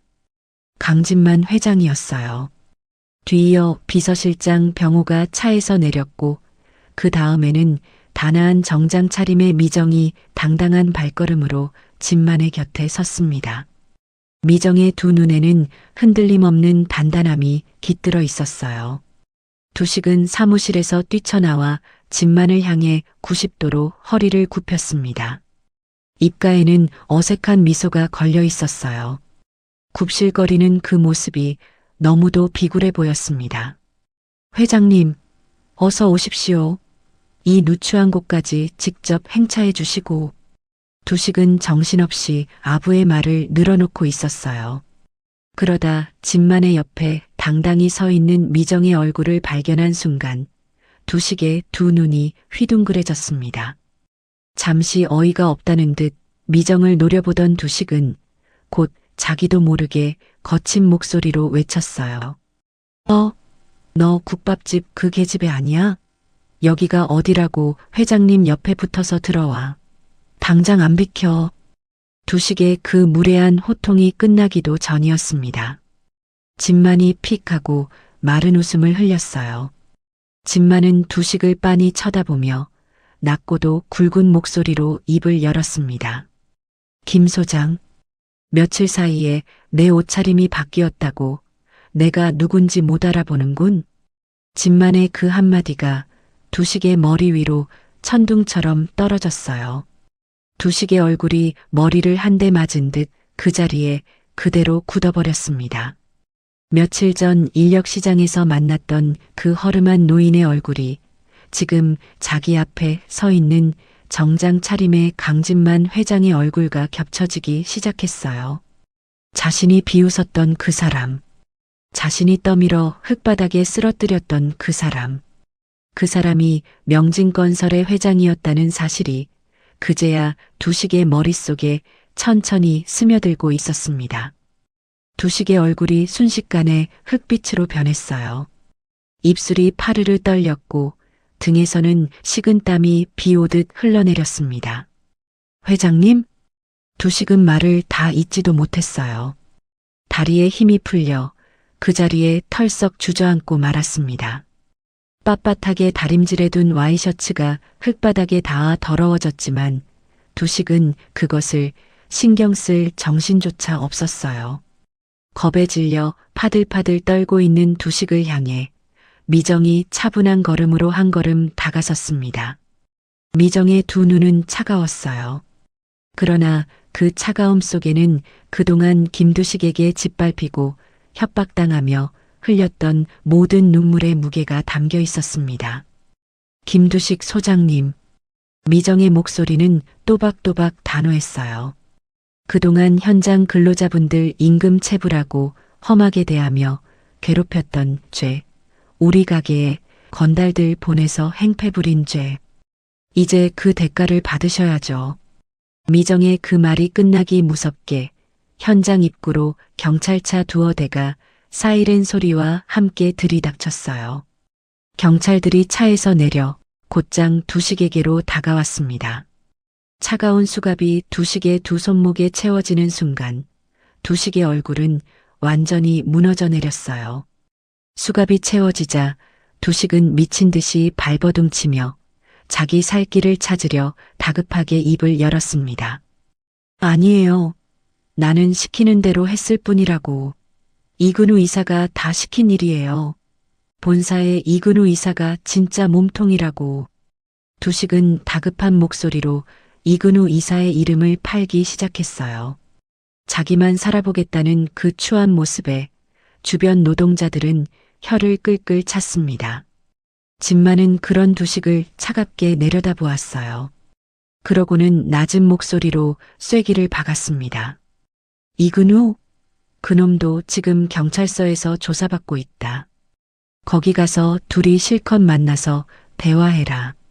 두식의 두 눈에서 마지막 희망의 빛마저 사라졌어요. 그는 절망에 찬 표정으로 고개를 떨궜습니다. 경찰들에게 양팔을 단단히 붙들린 채 두식은 비틀거리며 경찰차로 끌려갔어요. 그가 차 안으로 사라지는 모습을 그동안 두식에게 짓밟혀온 노동자들이 두 눈을 똑똑히 뜨고 지켜보고 있었습니다. 비리 세력이 한꺼번에 척결된 현장에는 묘한 정적이 흘렀어요. 노동자들은 얼떨떨한 표정으로 진만과 미정을 번갈아 바라보고 있었습니다. 자신들을 그토록 괴롭히던 김두식이 한순간에 끌려가는 모습을 직접 보고도 어쩐지 꿈을 꾸고 있는 것만 같았거든요. 진만은 경호원들이 자신을 호위하려는 것을 손짓으로 가만히 막았어요. 그러고는 천천히 그러나 단호한 걸음으로 노동자들 앞에 섰습니다. 며칠 전까지만 해도 그들 옆에서 함께 시멘트를 나르던 그 남자가 오늘은 회장이라는 이름으로 그들 앞에 서 있는 것이었어요. 진만은 잠시 그들의 거친 손과 흙 묻은 작업복을 가만히 바라보았습니다. 가슴 한구석에서 뜨거운 무언가가 또 한 번 치밀어 올랐어요. 진만은 자신의 두 발을 단단히 모은 채 천천히 허리를 깊숙이 숙였습니다. 90도로 회장이 자기 회사 노동자들 앞에서 고개를 푹 숙이는 그런 인사였어요. 여러분, 정말 죄송합니다. 진만의 목소리가 가늘게 떨리고 있었습니다. 제 불찰로 현장에서 여러분이 흘려야 했던 눈물을 제가 미처 지키지 못했습니다. 보고 서류만 믿고 안일하게 살아온 제 잘못입니다. 밀린 임금은 오늘 당장 한 푼도 빠짐없이 즉시 지급될 것이며 그동안 받으셨던 부당함에 대한 보상도 회사 차원에서 확실하게 처리하겠습니다. 앞으로 이런 불미스러운 일들이 두 번 다시 일어나지 않도록 회장인 제가 직접 현장을 챙기겠습니다. 말을 마친 후에도 진만은 한참을 그 자세 그대로 서 있었어요. 머리가 흙바닥을 향해 깊이 숙여진 그 모습은 그가 평생 동안 단 한 번도 보여주지 않았던 모습이었습니다. 현장에 무거운 침묵이 흘렀어요. 노동자들은 그 모습을 가만히 바라보다가 하나둘 눈시울이 붉어지기 시작했습니다.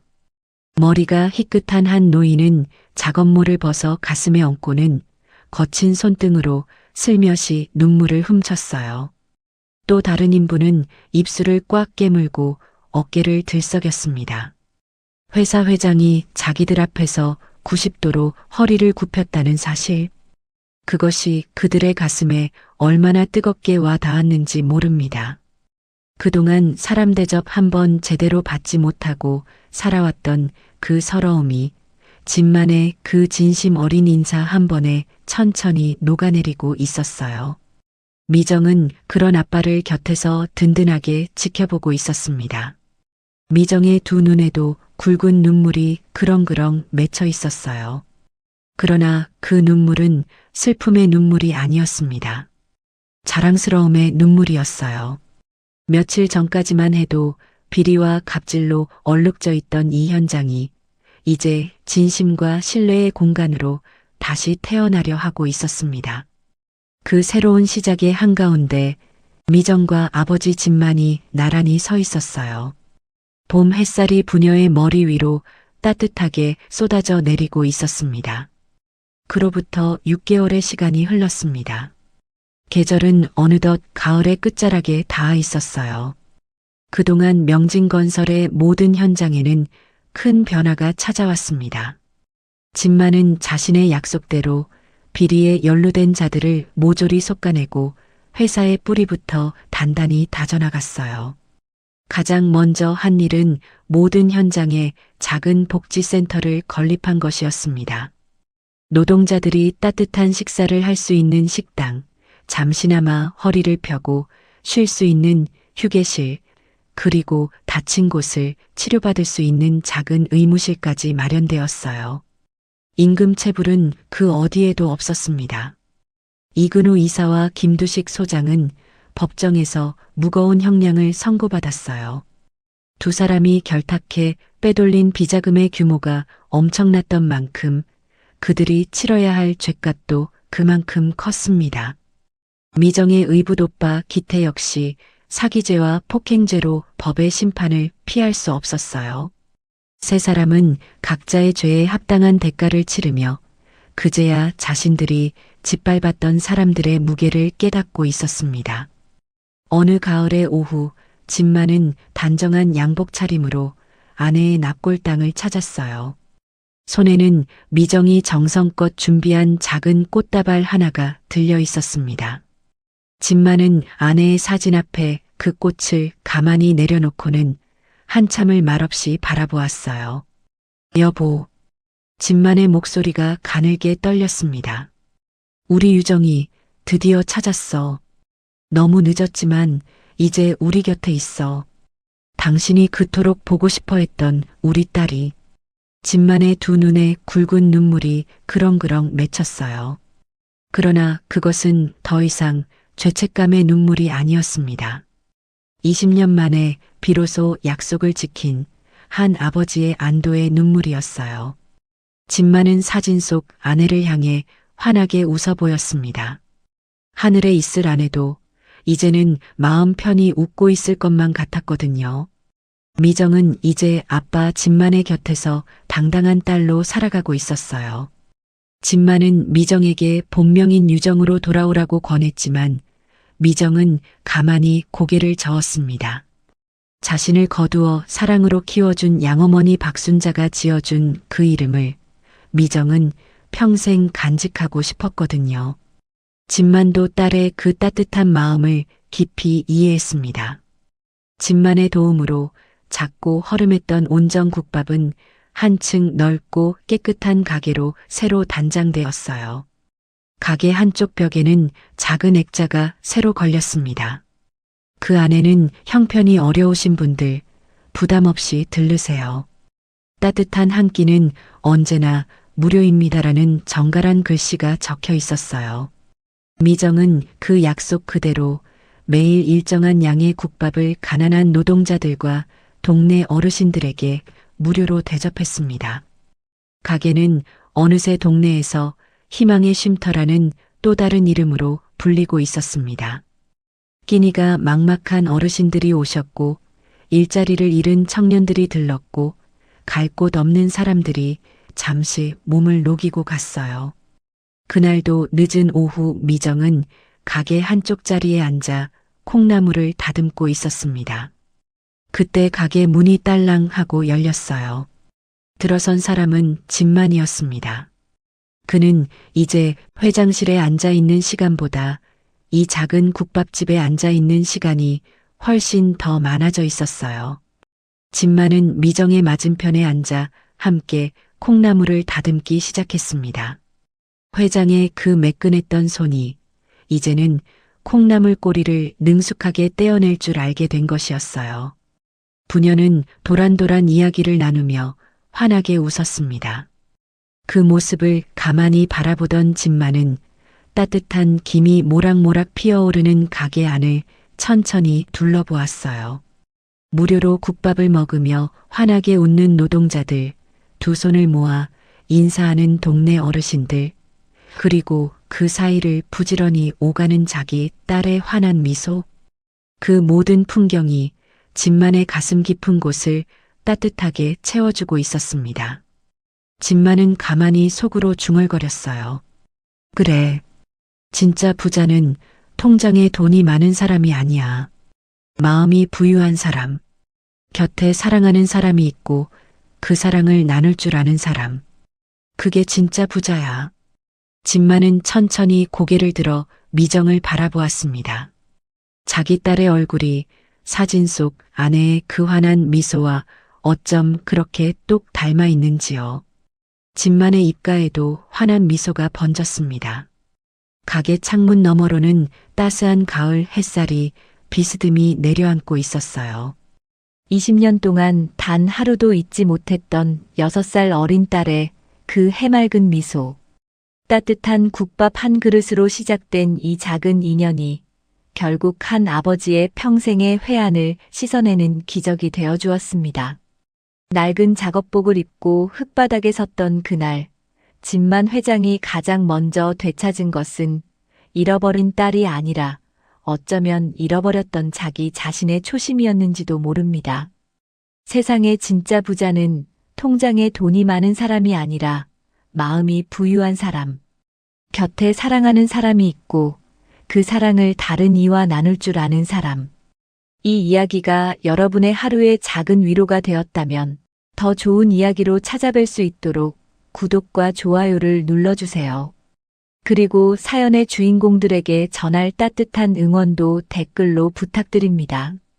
오늘도 건강하시고 늘 좋은 일만 가득하시길 바랍니다.